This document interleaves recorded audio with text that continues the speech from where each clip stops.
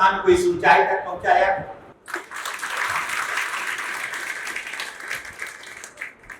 अब ये सबसे अनुरोध है कि आप सौन रखाकर हमारे जो ट्रैफिक है यक्ष चौधरी जी उनका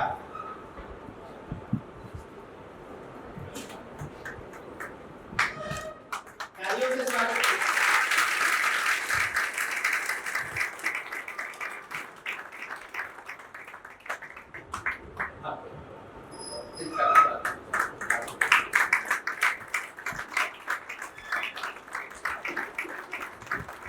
माइक दे रहा हूं सबसे पहले यक्ष चौधरी जी को और इनको जोरदार तालियों से स्वागत।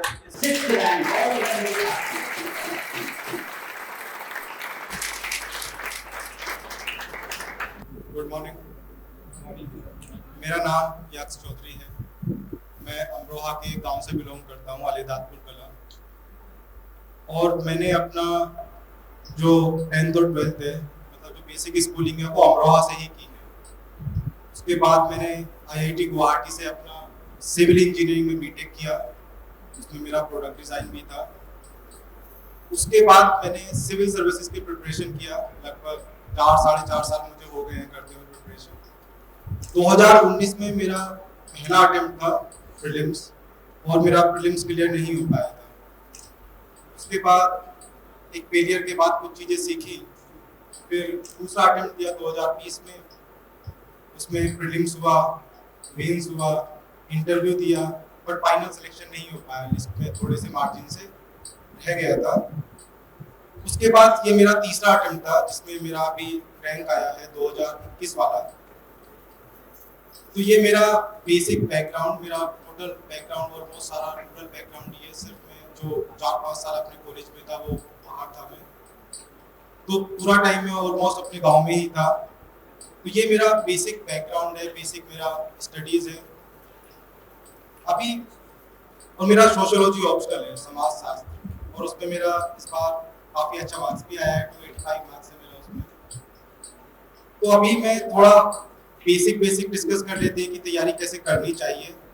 उसके बाद अगर आपके कोई डाउट्स हैं तो आप लिख लीजिए, या फिर अगर मैं अभी कुछ बोलूँ आपको समझना है तो हाथ खड़ा करके पूछ लीजिएगा उसको, क्योंकि कभी कभी एफिज़ार्ड हो जाता है, एब्स्ट्रैक्ट हो जाती हैं चीज़ें।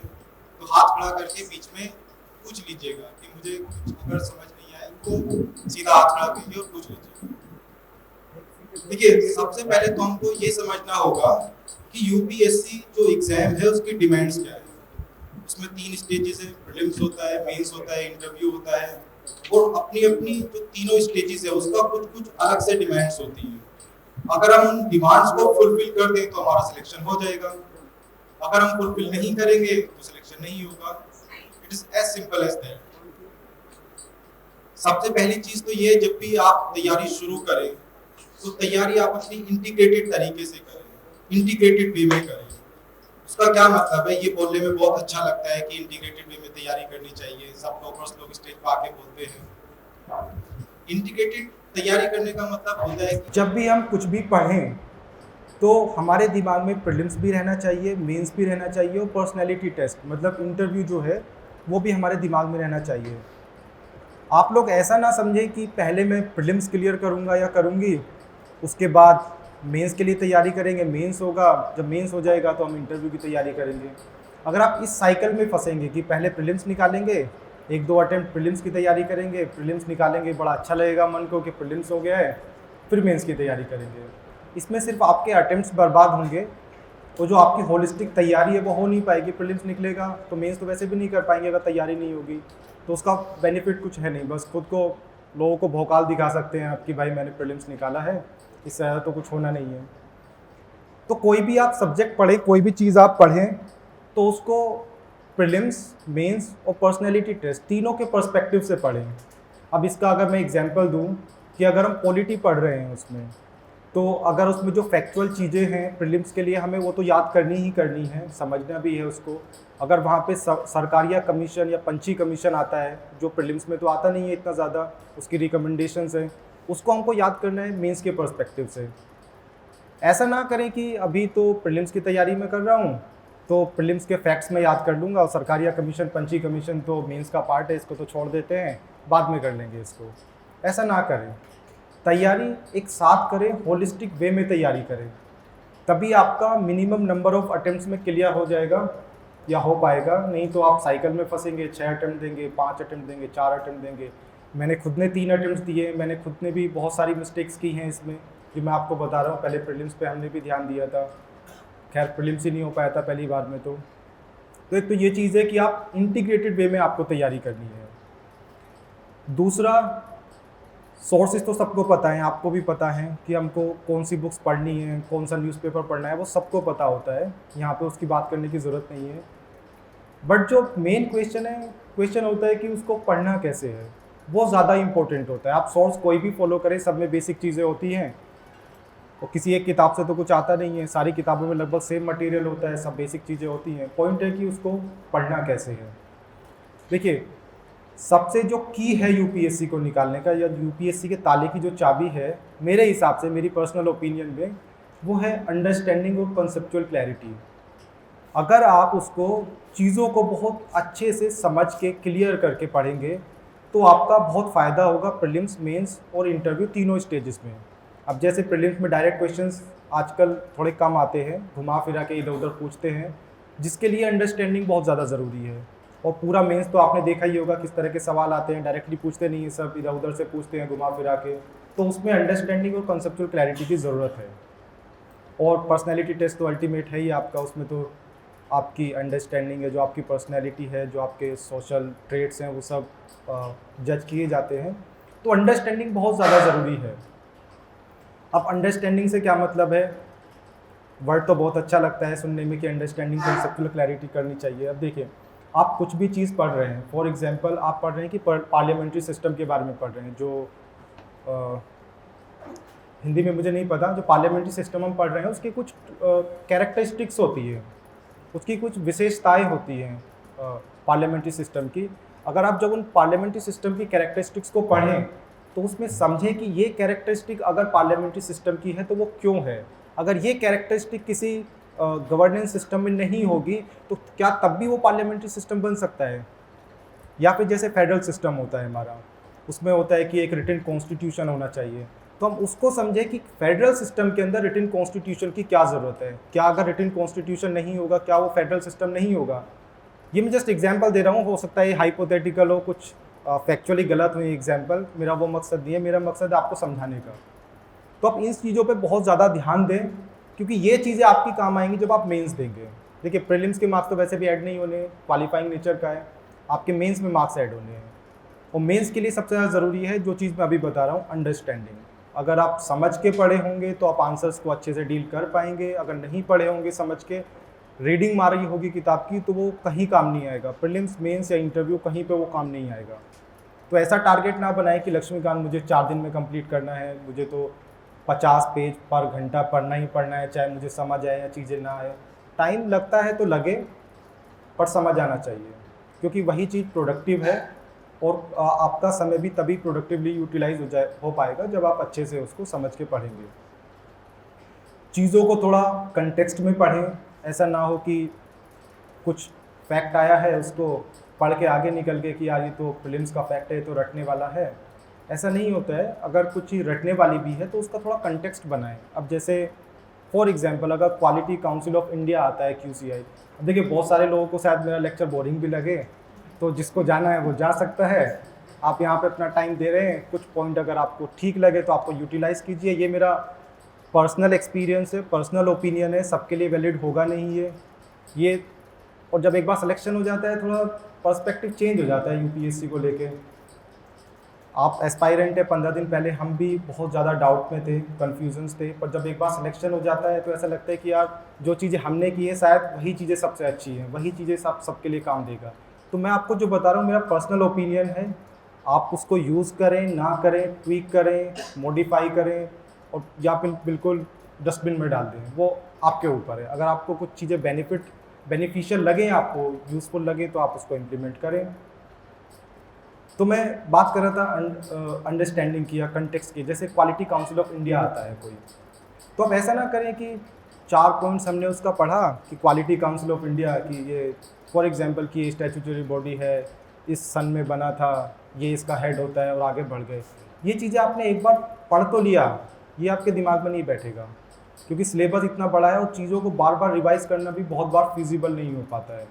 तो आप क्या करें, उसको क्वालिटी काउंसिल ऑफ इंडिया को जाएं, गूगल पे टाइप करें, विकीपीडिया का पेज पढ़ें, उसका पूरा पेज पढ़ने की ज़रूरत नहीं है, शुरू के 2, 3, 4 पैराग्राफ पढ़ लें बस, और उसकी एक थोरो अंडरस्टैंडिंग बनाएं कि क्वालिटी काउंसिल ऑफ इंडिया है, इसकी क्या ज़रूरत है इसकी, अगर इसका हेड कौन है और वो हेड है तो क्यों है वो। फॉर एग्जांपल बहुत सारी बॉडीज़ का हेड सुप्रीम कोर्ट के रिटायर्ड जजेस होते हैं, तो थोड़ा सोचें क्यूरियोसिटी के साथ कि सुप्रीम कोर्ट के रिटायर्ड जजेस ही क्यों होते हैं उसके चेयरमैन। इस तरह से आप चीज़ों को समझें, समझना बहुत ज़रूरी है। बहुत सारे लोगों को शायद आपको अभी एब्स्ट्रैक्ट लग रहा हो, पर जब आप पेपर देने जाएंगे तब आपको रियलाइज़ होगा कि जो चीज़ें आपने समझी नहीं है वो कहीं काम नहीं आती हैं। प्रीलिम्स में शायद फिर भी 1-2 फैक्ट आप 2, 4, 10, 5 सवाल में आपका फैक्ट्स लग जाएं। अल्टीमेटली मेंस और पर्सनैलिटी टेस्ट में अगर आपकी अंडरस्टैंडिंग नहीं होगी तो आपने चाहे कितनी बुक्स पढ़ी हैं, कितनी रीडिंग मारी है, वो सब कहीं काम नहीं आएगा। तो बेसिक जो फाउंडेशन है यूपीएससी का, वो मेरे हिसाब से तो अंडरस्टैंडिंग और कंसेप्चुअल क्लैरिटी है। अभी जैसे और मैं एग्जांपल्स देता हूँ, शायद आपको और ज़्यादा क्लियर हो।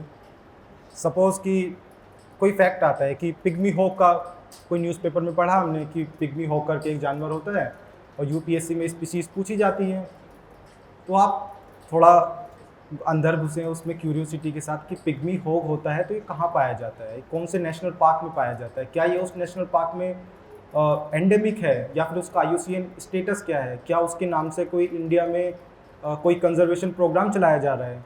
इन सब चीज़ों पे आप फोकस कीजिए। अगर आप ये सब चीज़ें करेंगे तो आपका प्रीलिम्स बहुत इजी हो जाएगा, क्योंकि उसमें जो, अगर आप ऐसा सोचें कि पिग्मी हॉक का मैंने 4 पॉइंट्स याद कर लिए कि मेरा IUCN स्टेटस ये है इसका पिग्मी हॉक का और इस नेशनल पार्क में पाया जाता है, तो वो शायद जब एग्ज़ाम आए तो शायद उसमें ये पूछें कि ये कहाँ पे एंडेमिक है, या फिर इसके नाम से ये प्रोग्राम चलाया जा रहा है, या फिर ऐसा कोई स्टेटमेंट डाल दें कि रिसेंट पास्ट में उसकी जो नंबर्स हैं वो डबल हो गई है, ट्रिपल हो गई हैं। आप इन सब चीज़ों पे ज़्यादा फोकस करें, थोड़ा सा एक्स्ट्रा पढ़ने का। ऐसा ना समझे अब ये PCS का एग्ज़ाम तो है नहीं कि आप रट के चले जाएंगे और प्रीलिम्स आपका निकल जाएगा, उसमें तो फैक्चुअल सवाल पूछते हैं। बट यहाँ पे सिविल सर्विसेज में आपको अंडरस्टैंडिंग ज़रूरी होती है प्रीलिम्स निकालने के लिए भी। तो थोड़ा सा क्यूरियोसिटी के साथ पढ़ें, समझ के पढ़ें, अंडरस्टैंडिंग बनाएं अपनी, वो बहुत ज़्यादा ज़रूरी है। और ये सारे सब्जेक्ट्स के लिए वैलिड है। आपका कोई भी GS का टॉपिक हो, GS का सब्जेक्ट हो, एथिक्स हो, एसे हो या आपका ऑप्शनल हो, अंडरस्टैंडिंग सबसे ज़्यादा ज़रूरी है। चाहे तो नंबर ऑफ़ बुक्स कम पढ़ लें, कंटेंट कम पढ़ लें, कम बार रिवाइज आपका हो पाए, बट जो चीज़ों को आप समझेंगे वो लंबे समय तक दिमाग में रिटेन रह पाएगी, और जब आप मेंस का एग्ज़ाम लिखने जाएंगे तो आपके अंदर से वो नेचुरली आएगा। अगर आप फिर ये सोच के जाएंगे कि मैं तो पिग्मी हॉक के 4 पॉइंट्स याद करके जा रहा हूँ, एग्ज़ाम में आएगा और मैं इसको लिख दूंगा, मेंस में आएगा पिग्मी हॉक के बारे में, वैसे आता नहीं है इस तरह का डायरेक्ट सवाल। फिर भी अगर हाइपोथेटिकली हम कंसिडर कर लें कि पिग्मी हॉक पे सवाल आता है, तो 4 पॉइंट्स जो आपको याद करके गए वो तो आएगा नहीं, क्योंकि हो सकता है सवाल कुछ और पूछे उसमें। तो आपने जो एक्स्ट्रा चीज़ें पढ़ी होंगी, जो आपने चीज़ें समझी होंगी, वो आपके वहाँ पे काम आएगी, वो चीज़ें आप वहाँ पे रिप्रोड्यूस कर पाएंगे। रटी रटाई चीज़ें मेंस में काम नहीं आती है। कुछ चीज़ें आप रट सकते हैं, डेटा याद कर सकते हैं, ऑर्गेनाइजेशंस के नाम याद कर सकते हैं, but ultimately mains is the test of your understanding. Simply एकदम अंडरस्टैंडिंग के साथ पढ़ें, थोड़ा इंटरेस्ट लें, क्यूरियोसिटी बढ़ाएं अपना चीज़ों को लेके, ये बहुत ज़्यादा ज़रूरी है। तीसरी चीज़ जो मैं इम्फेसाइज करना चाहता हूँ वो है न्यूज़पेपर। न्यूज़पेपर पढ़ना मेरे हिसाब से बहुत ज़्यादा ज़रूरी है। अब देखिए, बहुत सारे बच्चों का सिलेक्शन बिना न्यूज़पेपर पढ़े भी होता है। कुछ लोग मैगज़ीन्स पढ़ लेते हैं, कुछ लोग जो शॉर्ट में मटेरियल प्रोवाइड किया जाता है उसको पढ़ लेते हैं, बट मेरा पर्सनल ओपिनियन ये है कि न्यूज़पेपर मेरे हिसाब से सबसे ज़्यादा इम्पोर्टेंट चीज़ है जो आप यूपीएससी में पढ़ सकते हैं। ये आपको चीज़ों के बारे में अवेयर तो कराएगा ही कराएगा, बाकी जो आपका जीएस का पार्ट है, एसए का पार्ट है, एथिक्स का पार्ट है, या जो आपका ऑप्शनल भी है, वहाँ पे ये बहुत ज़्यादा हेल्प करता है। न्यूज़पेपर को थोरोली पढ़ें। थोरोली ऐसा नहीं है कि पूरा शुरू से आखिर तक पढ़ना शुरू कर दिया। जो रिलेवेंट चीज़ें हैं, जो रिलेवेंट आर्टिकल्स हैं, उनको पढ़ें। और अगेन यहाँ पे भी कंटेक्स्ट में पढ़ें और अंडरस्टैंडिंग के साथ पढ़ें। अब अगर मैं यहाँ पे एग्जांपल लूँ न्यूज़पेपर का, कि सपोज़ कोई आर्टिकल आता है कि S400 पे आर्टिकल आता है, फॉर एग्जांपल एडिटोरियल आता है उसमें, तो आप ये ना सोचें कि मैं S400 के बारे में पढ़ लिया, इसकी मैंने रेंज पढ़ ली, इतनी रेंज होती है 300-400 जितना भी किलोमीटर्स होता है, रसिया से हमने इंपोर्ट किया है, ये किस किस देशों के पास है ये हमने याद कर लिया। ये तो सब चीज़ें PCS टाइप हैं, ये एग्ज़ाम में हो सकता है प्रीलिम्स में पूछ लें, पर प्रोबेबिलिटी काफ़ी कम है। जैसे इस बार तो क्वेश्चन भी आया था आदित्य S400 के बारे में मेंस में, तो अल्टीमेटली वहाँ पे आपकी अंडरस्टैंडिंग चेक होगी S400 के बारे में। अगर मेंस में क्वेश्चन आ जाए फिर कि S400 की या फिर इस तरह के वेपन सिस्टम्स की इंडिया को क्या रिक्वायरमेंट है, यहाँ पे आपकी अंडरस्टैंडिंग काम आएगी। आपने जो फैक्ट्स रटे हैं वो यहाँ पे काम नहीं आएंगे। अब S400 के बारे में अगर आर्टिकल आए तो आप उसका थोड़ा सा क्यूरियोसिटी के साथ अंदर घुसे, थोड़ा गूगल करें कि इंडिया को S400 की क्या ज़रूरत है, क्या हमको इतना महंगा वेपन सिस्टम खरीदना भी चाहिए, या फिर जो बाकी फैक्ट्स है वो तो आप देखेंगे ही देखेंगे, या फिर S400 सिस्टम काम कैसे करता है। एग्जैक्टली शायद यही सवाल था मीन्स में, उसका वर्किंग से रिलेटेड कुछ पूछा था। अब यहाँ पे फैक्ट तो काम आएगा नहीं। अगर आपको पता है कि ये जो वेपन सिस्टम होता है, जो मिसाइल सिस्टम होता है, ये काम कैसे करता है, तब आप लिख पाएंगे उसको। अदरवाइज़ फिर आप उसमें बकवास लिखेंगे और फिर मार्क्स अल्टीमेटली आएंगे नहीं। तो बात फिर से वही है कि अंडरस्टैंडिंग बनानी है। आप न्यूज़पेपर जब पढ़ रहे हैं उसको थोड़ा सा सिर्फ न्यूज़पेपर पे ध्यान ना दें, थोड़ा सा अंदर जाके उसको थोड़ा गूगल करें, थोड़ी सी अपनी अंडरस्टैंडिंग बनाने की कोशिश करें। अभी जैसे फॉर एग्जांपल दूसरा मैं एग्जांपल लेता हूँ कि अगर कोई आर्टिकल, कोई एडिटोरियल एंटी डिफेक्शन के ऊपर आ जाता है, तो आप ये ना समझे कि मैंने एडिटोरियल पढ़ लिया और मेरा काम ख़त्म हो गया। यहाँ पे आप एडिटोरियल पढ़ने से पहले एंटी डिफेक्शन के बारे में पढ़ें, उसके चैलेंजेस पढ़ें, उसकी प्रॉब्लम्स पढ़ें, कोई कमेटी है उसकी रिकमेंडेशंस पढ़ें। और इसमें पढ़ने में ज़्यादा टाइम नहीं लगता है। अगर एंटी डिफेक्शन का आप पढ़ने बैठें तो 4 से 5 मिनट आपको लगेंगे। आप डालें सीधा गूगल पे एंटी डिफेक्शन UPSC, बहुत सारे कोचिंग इंस्टीट्यूट्स वाले प्रोवाइड कराते हैं लिंक्स, डायरेक्ट वो आपको समरी दे देते हैं एंटी डिफेक्शन की। आप उसको पढ़ें, उसके बाद आप एडिटोरियल को पढ़ें। अब एडिटोरियल जो होता है वो बिट्स एंड पीसेस में होते हैं। वो जो पूरा एंटी डिफेक्शन है उसके किसी एक पार्ट पे उसका फोकस होगा, किसी एक डायमेंशन पे फोकस होगा। फॉर एग्जांपल वो ये ऐसा हो सकता है कि किसी एडिटोरियल में ये बताएं कि इसका जो डिसीजन मेकिंग प्रोसीजर है उसको चेंज करने की ज़रूरत है। ये उसका एक पहलू है एंटी डिफेक्शन का। बट अगर आप उसको होलिस्टिक तैयार कर लेंगे उसी टाइम पे, तो आपको स्टैटिक तो हो ही जाएगा और आपकी बहुत अच्छे से समझ बन जाएगी एंटी डिफेक्शन को लेके। जब आपका क्वेश्चन आएगा वहाँ पे अल्टीमेटली मेंस में, तो ये जो आपने पढ़ा है अभी, ये आपको काम आएगा वहाँ पे। समझ रहे हैं मैं क्या बोलना चाह रहा हूँ? तो अंडरस्टैंडिंग बहुत ज़्यादा ज़रूरी है। इसी तरह से कुछ भी आता है, कोई भी इंटरनेशनल रिलेशंस का आता है, या फिर एडिटोरियल, या फिर कोई न्यूज़ आर्टिकल आए कि WHO ठीक से काम नहीं कर रहा है, तो जाके उसको थोड़ा सा पढ़ लें कि WHO ठीक से काम क्यों नहीं कर रहा है, क्या उसमें क्या खामियां हैं WHO सिस्टम के अंदर, या फिर उसकी क्या रिकमेंडेशंस है। जैसे होता है रिकमेंडेशंस की उसकी फाइनेंसेस बढ़ाए जाएं, जो वॉलेंट्री डोनेशंस होती हैं उसको कम करके मैंडेटरी डोनेशंस को बढ़ाया जाए। इस तरह की जो भी रिकमेंडेशंस है आप उसको पढ़ें, जाके उसको समझें, तभी जब सवाल आएगा मीन्स में तो आपकी अंडरस्टैंडिंग वहाँ पे काम आएगी। आपको पता होगा कि WHO ऐसे काम करता है, ये इसमें इश्यूज़ हैं, इसके ये सॉल्यूशंस है, ये रिकमेंडेशंस है। आपके दिमाग में नेचुरल डायग्राम्स भी आएंगे, डेटा भी आपके पास नेचुरली आएगा। तो मेंस में अल्टीमेटली ये काम आता है जो आपने समझ के चीज़ें पढ़ी होती है। अब उसके बाद जैसे मैं पहले बोल रहा था कि तीनों स्टेजेस की अपनी अलग अलग रिक्वायरमेंट्स हैं, बट हमको प्रिपरेशन इंटीग्रेटेड वे में करनी होती है। अभी जैसे प्रीलिम्स का पेपर अगर हम देखें तो सबसे पहली चीज़ तो है उसमें रिकॉल करने की, कि हमको सामने 4 ऑप्शंस दिए जाते हैं, उसमें से एक ऑप्शन पे हमें टिक करना है कि जो सही होता है, तो वहाँ पे आपको रिकॉल करना पड़ेगा। आपको उसमें टाइम मैनेजमेंट करना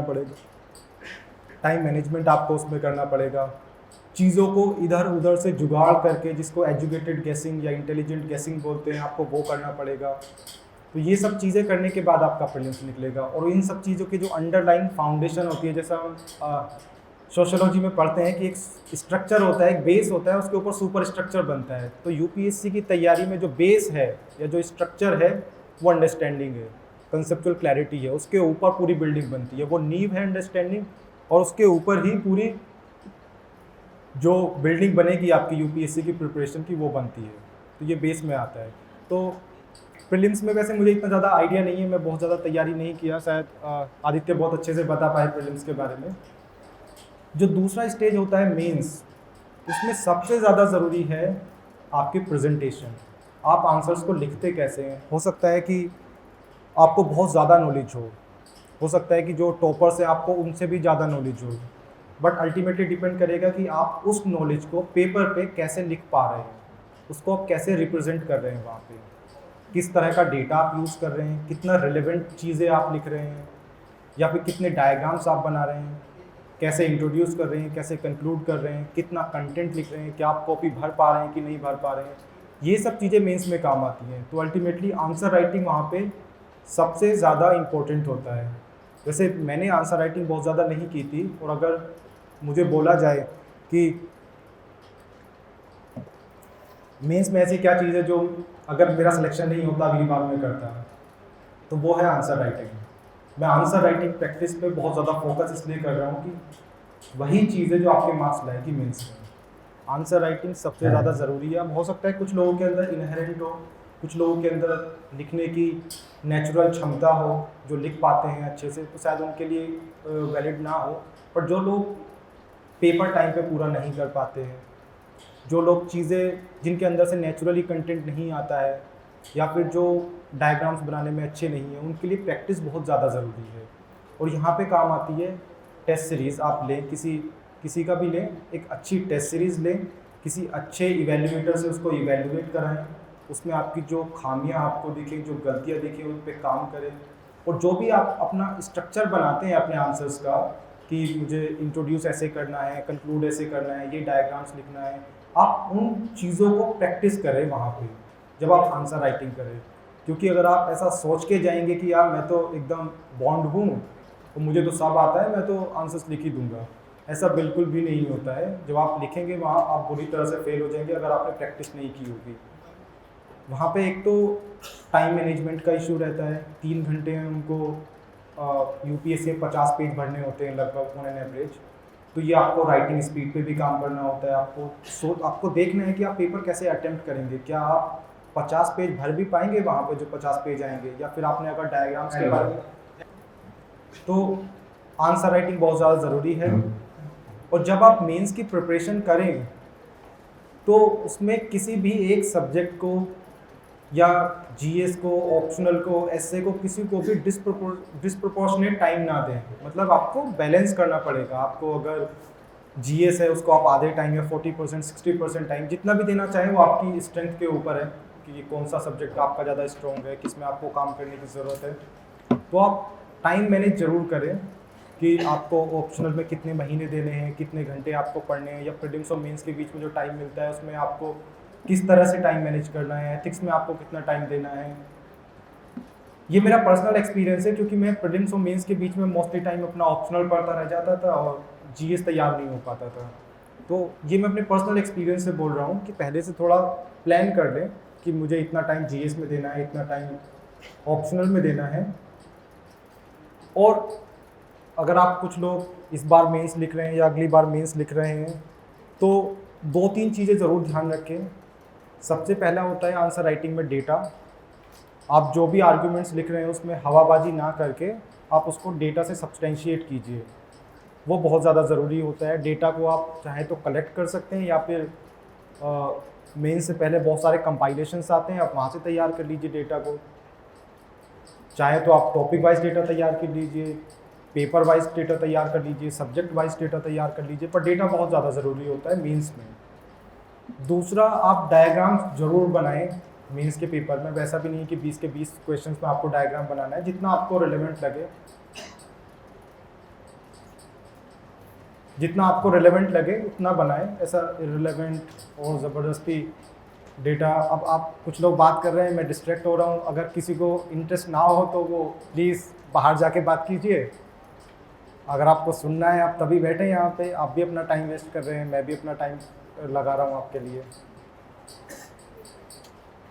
तो डेटा और डायग्राम्स आप तैयार करें पहले से, थोड़ा सा प्रैक्टिस करें उसको। जो आपके आंसर्स के स्ट्रक्चर्स हैं उसके बारे में पहले थोड़ा सा सोच लें, और जो भी आप स्ट्रक्चर सोचें उसको अल्टीमेटली आपको प्रैक्टिस करना है।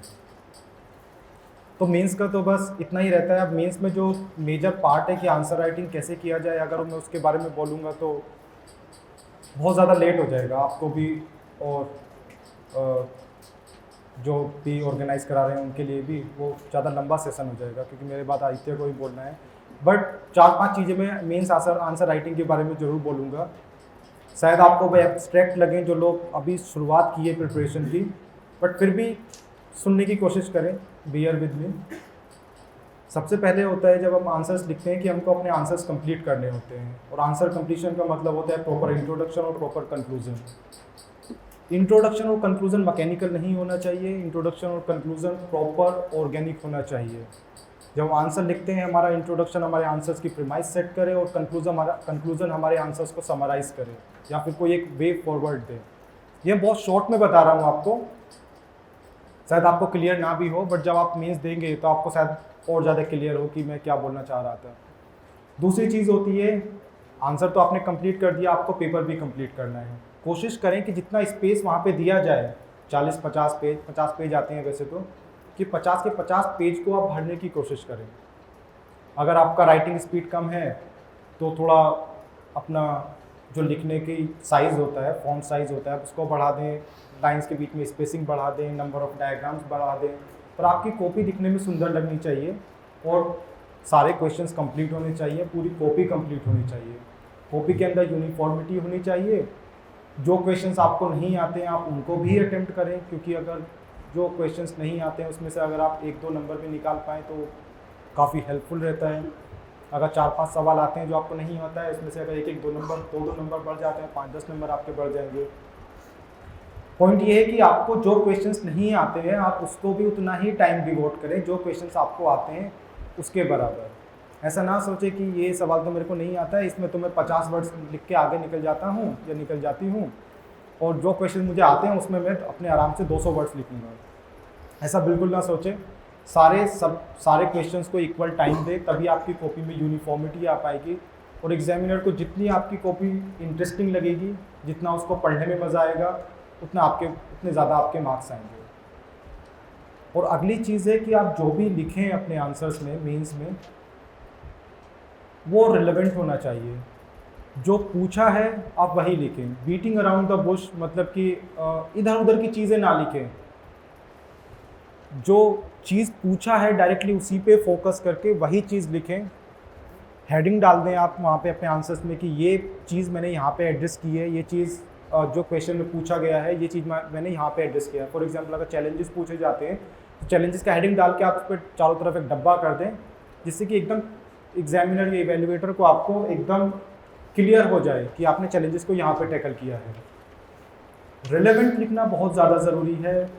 मेटाफर्स ना यूज़ करें बहुत ज़्यादा, कोट्स ना यूज़ करें जीएस में। फ्लावरी लैंग्वेज जो होती है, जो साहित्य वाली होती है, उसको ना यूज़ करें। सिंपल चीज़ें लिखें, बहुत ज़्यादा कॉम्प्लेक्स कीवर्ड्स ना यूज़ करें। जैसे कभी कभी हमारे इकोनॉमिक सर्वे या फिर बजट या फिर कुछ कोचिंग इंस्टीट्यूट्स वाले बहुत कॉम्प्लेक्स कंपाइलेशंस दे देते हैं वर्ड्स का, उनको ना यूज़ करें। सिंपल लैंग्वेज में लिखें। एग्जामिनर जितना आपकी कॉपी सिंपल होगी, जितनी इंटरेस्टिंग होगी आपकी कॉपी, उतना ही आपके ज़्यादा मार्क्स वहाँ पे आएंगे। कुछ भी कॉम्प्लेक्स बनाने की कोशिश ना करें। ऐसा ये कोई साहित्य का पेपर तो है नहीं जिसमें आपको बहुत ज़्यादा सजा के चीज़ों को मेटाफर्स लिख के कॉपी को सजाना है। सिंपल लैंग्वेज में लिखें एकदम, ज़्यादा कॉम्प्लेक्स चीज़ें ना यूज़ करें, डेटा से सब्सटेंशिएट करें, रिलेवेंट डायग्राम्स बनाएं और प्रॉपरली उसको कंक्लूड करें। तो ये मेंस का पार्ट है बेसिकली, कि हमारा जो लिखे रिलेवेंट हो, सिंपल हो, कॉम्प्लेक्स ना हो, डायग्राम्स डेटा यूज़ करें, आंसर्स को कंप्लीट करें और कॉपी को कंप्लीट करें। सारे आंसर्स को, सारे क्वेश्चंस को इक्वली टाइम दें। ये अगर आप इतना मेंस में करते हैं तो आपके बहुत अच्छे मार्क्स आ सकते हैं। बस पॉइंट ये है कि आप इन सब चीज़ों को अपने आंसर्स में कितना उतार पाते हैं, कितना आप इसको इम्प्लीमेंट कर पाते हैं, ये अल्टीमेटली मैटर करता है। और इसके लिए थोड़ा सा आंसर राइटिंग प्रैक्टिस करें। बाकी चीज़ें जो आप वीक हैं उसको इकट्ठा करें। जैसे कि अगर किसी के साथ प्रॉब्लम है कि वो एग्ज़ाम में रिकॉल नहीं कर पाता है, उसके दिमाग में पॉइंट्स नहीं आते हैं, तो आप जो टॉपिक वाइज नोट्स बनाते हैं, टॉपर्स लोग सजेस्ट करते हैं कि मेंस में टॉपिक वाइज नोट्स बना लें। जैसे अगर सेपरेशन ऑफ पावर का कोई टॉपिक है जीएस में, तो आप सेपरेशन ऑफ पावर्स के शॉर्ट में 1 या 2 पेज के नोट्स बना लें। आप उसमें लिख लें कि सेपरेशन ऑफ पावर क्या होता है, कौन से कॉन्स्टिट्यूशनल आर्टिकल्स उससे रिलेटेड है, कौन से शेड्यूल में आता है, इस तरह की चीज़ें। या फिर कोई कमिटी की रिकमेंडेशंस के 2-3 पॉइंट्स लिख लें। तो जब क्वेश्चन आएगा तो आपके दिमाग में ये फोल्डर पॉइंट्स पहले से अवेलेबल रहेंगे। आप ऐसा कर सकते हैं, बहुत सारे लोग करते हैं ऐसा, और ये मैं मानता हूँ कि एक अच्छा तरीका भी है मेंस के लिए टॉपिक वाइज नोट्स बनाने का। डायग्राम्स, डेटा तो आप पहले से इकट्ठा कर ही लेंगे, और अल्टीमेटली जो आपने स्ट्रक्चर सोचा है वहाँ पे उसको प्रैक्टिस करें बढ़िया से। जो अगली स्टेज है पर्सनैलिटी टेस्ट की, उसकी तैयारी मेंस के बाद नहीं होती है। मैं 2 बार इंटरव्यू दिया सिविल्स का, एक बार 146 मार्क्स, एक बार 154 मार्क्स, जो कि बहुत ज़्यादा कम है, बिलो एवरेज मार्क्स हैं। तो मैं आपको ये तो नहीं बता सकता कि मेरी क्रेडिबिलिटी नहीं है आपको गाइड करने की या बताने की कि आप पीटी की तैयारी कैसे करें। बस मैं अपनी गलतियां बता सकता हूं कि मैंने जो गलती की है, जो मुझे महसूस हुआ कि जब मैं इंटरव्यू देने गया।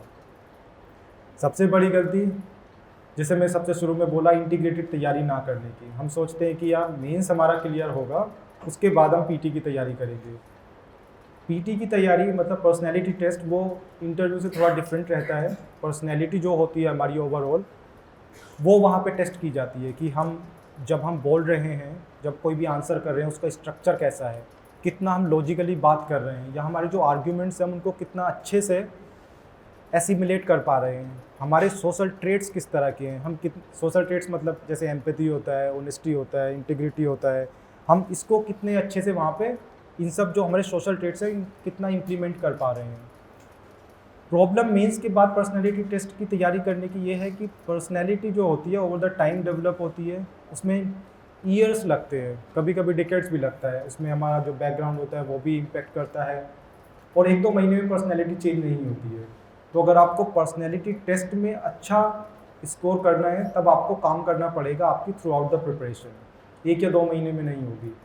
तो जब नोटिफिकेशन आता है यूपीएससी का, उसमें पूरा दिया हुआ होता है कि पर्सनैलिटी टेस्ट में वो किन चीज़ों पे जज करने वाले हैं। एक प्रॉपर एक लिस्ट दिया हुआ होता है, जैसे कि मैंने बताया कि क्रिटिकल पावर ऑफ एसिमिलेशन होता है, सोशल ट्रेट्स होता है, या फिर in depth interest in background होता है, हॉबीज़ में इन डेप्थ इंटरेस्ट की बात होती है। इन सब चीज़ों पे आप पहले से काम करें। जब आप तैयारी कर रहे हैं तो इन सब चीज़ों को अपनी पर्सनैलिटी में पहले से ही इनकलकेट करने की कोशिश करें। कि जैसे मैंने बताया कि स्ट्रक्चर हमारे आंसर का कैसा होना चाहिए। जब आप अपने दोस्तों से भी बात कर रहे हैं तब भी आप सोचें कि जो आप बोल रहे हैं उसमें आपका स्ट्रक्चर होना चाहिए, वो हैफेसार्ड नहीं होना चाहिए। इन सब चीज़ों को आप थ्रू आउट द टाइम आप अपनी पर्सनैलिटी में इनकलकेट करें। अगर वैसे तो मैं शॉर्ट में बोल रहा हूँ, शायद आप लोगों को बहुत ज़्यादा समझ ना आए, और थोड़ा सा गूगल कीजिए, यूट्यूब पे देखिए, बहुत सारे लोग बताते हैं इन सब चीज़ों की, इंटरव्यू की प्रिपरेशन कैसे करनी चाहिए थ्रू आउट द ईयर्स, तो उसमें आप देखें। तो अल्टीमेटली यही है कि आप इंटीग्रेटेड वे में तैयारी करें। अब ये तो हो गया कि तैयारी कैसे करनी है। वैसे मैंने बहुत शॉर्ट में बताया, इतना समय नहीं है कि मैं बहुत डिटेल में जाके आपको बता पाऊँ, बट 1-2 चीज़ें मैं और बोलना चाहता हूँ। सबसे पहले तो ये है कि आपने, जब आप यहाँ बैठे हैं तो आपको सबको सिविल सर्वेंट बनना है, सबको आईएएस बनना है, लक्ष्य तो आपका निर्धारित है, आईएएस बनना है। अब आप उसकी तरफ स्टेप बाय स्टेप कैसे बढ़ते हैं, ये बहुत ज़्यादा इम्पोर्टेंट है। मेरा मानना तो ये है कि हम एक एस्पायरेंट है जिनको आईएएस बनना है। आप अपने दिन भर में जो भी काम करें, कुछ कंपल्सन्स होती हैं अलग से, वो आप उसको अलग छोड़ते हुए अपनी प्रिपरेशन से रिलेटेड जो भी काम करें वो आपको एक स्टेप आईएएस के नज़दीक लेके जाए।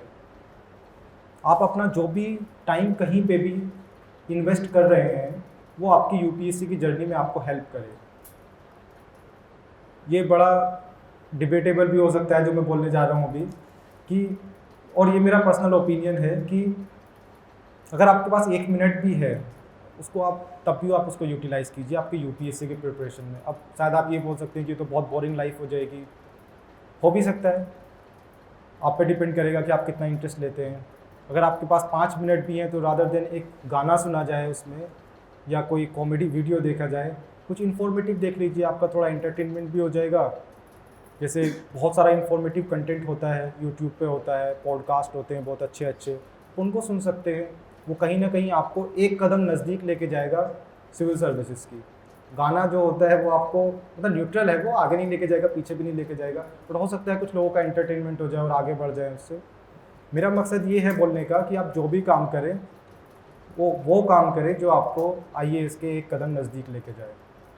आप ट्रैवल कर रहे हैं, थोड़ा यूट्यूब पे कोई एडिटोरियल डिस्कशंस आते हैं या फिर कोई स्टैटिक पार्ट बहुत सारे एजुकेटर्स कवर कराते हैं, आप उसको सुन लीजिए। थोड़ा तो आपको बेनिफिट होगा उससे, कुछ तो चीज़ें दिमाग में घुसेंगी। प्रीलिम्स बूस्टर्स आते हैं बहुत सारे कोचिंग इंस्टीट्यूट्स के, उसको देख लीजिए। कहीं ट्रेन में बैठे हैं, कोई किताब पढ़ लीजिए, कोई अच्छी किताब पढ़ लीजिए, कहीं शायद आपके एस्से में काम आ जाए, आपके इंटरव्यू में काम आ जाए। अगर फ्री हैं तो अपनी हॉबीज़ को परस्यू कर लीजिए। अल्टीमेटली आपको जब पर्सनैलिटी टेस्ट देने जाएंगे तो उसमें हॉबीज़ का सेक्शन होता है, आपको वहाँ पे काम आएगा। तो अपने टाइम को बहुत अच्छे से यूटिलाइज़ करें, क्योंकि सिलेबस बहुत बड़ा होता है, बहुत सारी चीज़ें हमको कवर करनी होती है। तो टाइम को प्रोडक्टिवली यूटिलाइज़ करना बहुत ज़्यादा ज़रूरी है, क्योंकि प्रिपरेशन में ही 15, 17, 18 महीने लग जाते हैं।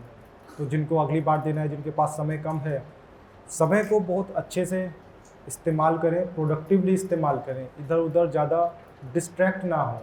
आजकल डिस्ट्रैक्शंस बहुत ज़्यादा हैं, इंटरनेट पैक सस्ते हैं, यूट्यूब अवेलेबल है, टिकटॉक भी चलता है, इंस्टाग्राम है। तो इन सब चीज़ों को अगर आपको यूज़ भी करना है तब उसको जुडिशियसली यूज़ करें, आपकी तैयारी में बेनिफिट करें।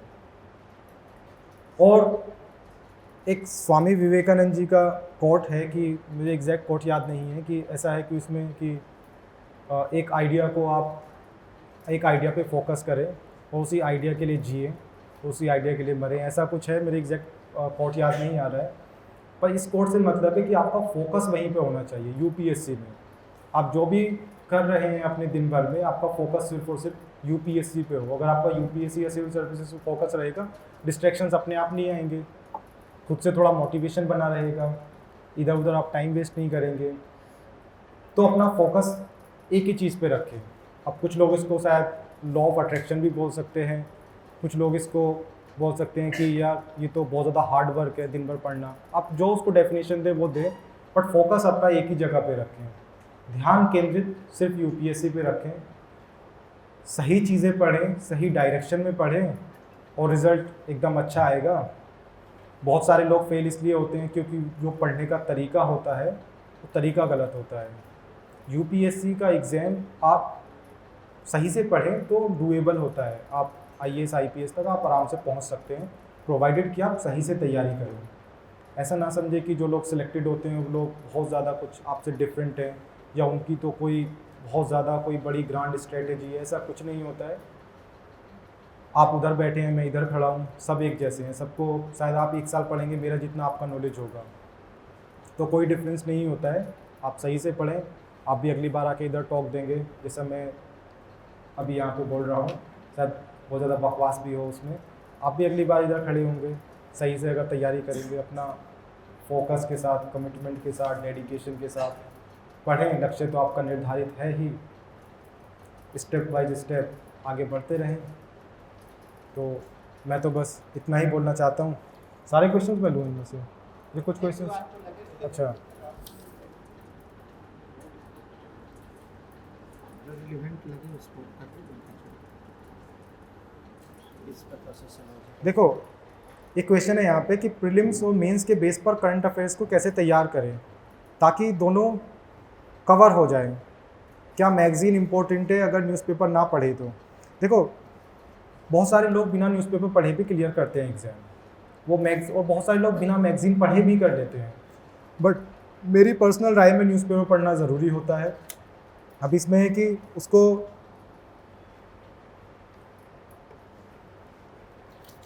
कि करंट अफेयर्स को कैसे तैयार करें। देखो मैं तो ऐसा करता था कि न्यूज़पेपर को अच्छे से पढ़ता था, जैसे मैंने बताया कि किस तरह से न्यूज़पेपर पढ़ना चाहिए, ये पर्सनली मैं बिल्कुल ऐसा करता था। उसके बाद कोचिंग इंस्टीट्यूट्स होते हैं, उनके डेली करंट अफेयर्स पे कंटेंट आता है ऑनलाइन वेबसाइट्स पे, मैं वो करता था वहाँ से। उसके बाद ट्रैवलिंग करते हुए मैं एडिटोरियल डिस्कशन सुन लेता था। तो करंट अफेयर्स के बस मैं इतना ही करता था, मैं मैगज़ीन्स पे नहीं मैंने पढ़ा है। 3-4 महीने मैंने मैगज़ीन्स पढ़ने की कोशिश की थी, पर इतना समय नहीं था। तो मेरे हिसाब से तो न्यूज़पेपर ज़्यादा इंपॉर्टेंट है एज़ कम्पेयर टू मैगज़ीन, पर ये वेरी कर सकता है इंडिविजुअल टू इंडिविजुअल। आपको अपना देखना है कि आप किस तरह के स्टूडेंट हैं, आपको किस तरह की स्ट्रेटेजी या जो भी तरीका है करंट अफेयर्स को तैयार करने का, वो आपको कैसे करना है। अब अगला क्वेश्चन ये है कि ऑप्शनल की स्टडी कैसे करें, क्या कोचिंग करना ज़रूरी है सोशियोलॉजी की? देखो सोशियोलॉजी हो या कोई भी सब्जेक्ट हो, अगर आपका उसमें बैकग्राउंड है, आपने बीए किया है, बीएससी किया है, कुछ मास्टर्स किया है, तो शायद आपको कोचिंग करने की ज़रूरत ना हो। बट जो लोग अपना बैकग्राउंड छोड़ के दूसरा सब्जेक्ट ले रहे हैं, उनके लिए मैं बोलूँगा कि कोचिंग फ़ायदेमंद साबित हो सकता है, क्योंकि जो बेसिक कंसेप्ट होते हैं वो आराम से टीचर्स क्लैरिफाई कर देते हैं। उसके बाद जो अपनी किताबें होती हैं स्टैंडर्ड्स, वो हम पढ़ लेते हैं, तो हमारा तैयारी अच्छे से कवर हो जाती है। तो कोचिंग अगर बैकग्राउंड है तो ना लें, और अगर बैकग्राउंड नहीं भी है और बहुत कॉन्फिडेंट है तो भी ना लें, और अगर ज़रूरत पड़ लगे कि आपको कंसेप्ट समझ नहीं आ रहे हैं किसी भी ऑप्शनल के, तो अब आप कोचिंग ले लें।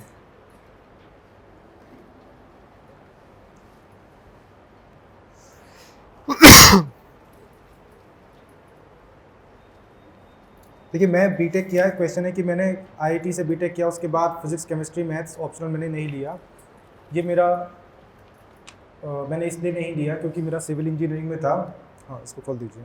सिविल इंजीनियरिंग में था, और सिविल इंजीनियरिंग का सिलेबस काफ़ी बड़ा है, और मुझे बहुत ज़्यादा इंटरेस्ट भी नहीं था सिविल इंजीनियरिंग में।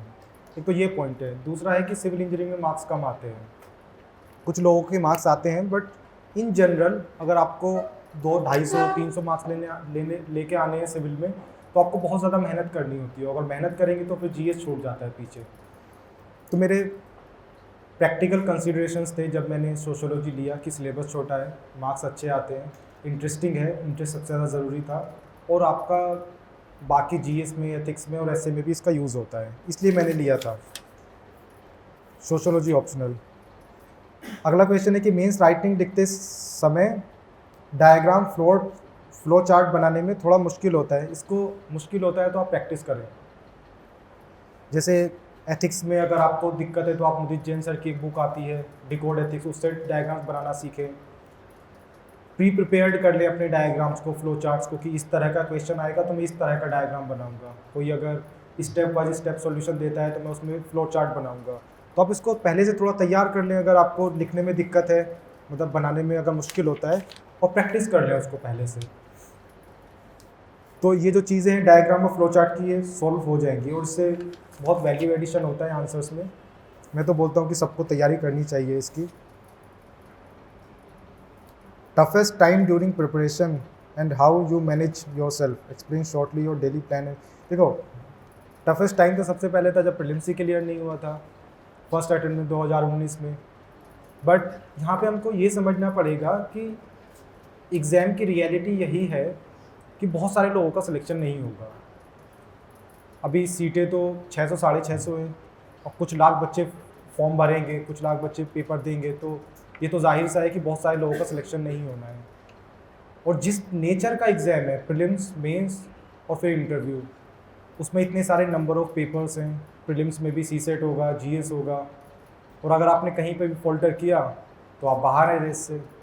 बहुत सिली मिस्टेक्स की वजह से आप बाहर हो सकते हैं। अगर आपका कोई एग्ज़ाम, मतलब कोई स्टेज अगर आपका क्लियर नहीं है, तो उसका ये मतलब नहीं है कि आप डिज़र्विंग नहीं हैं।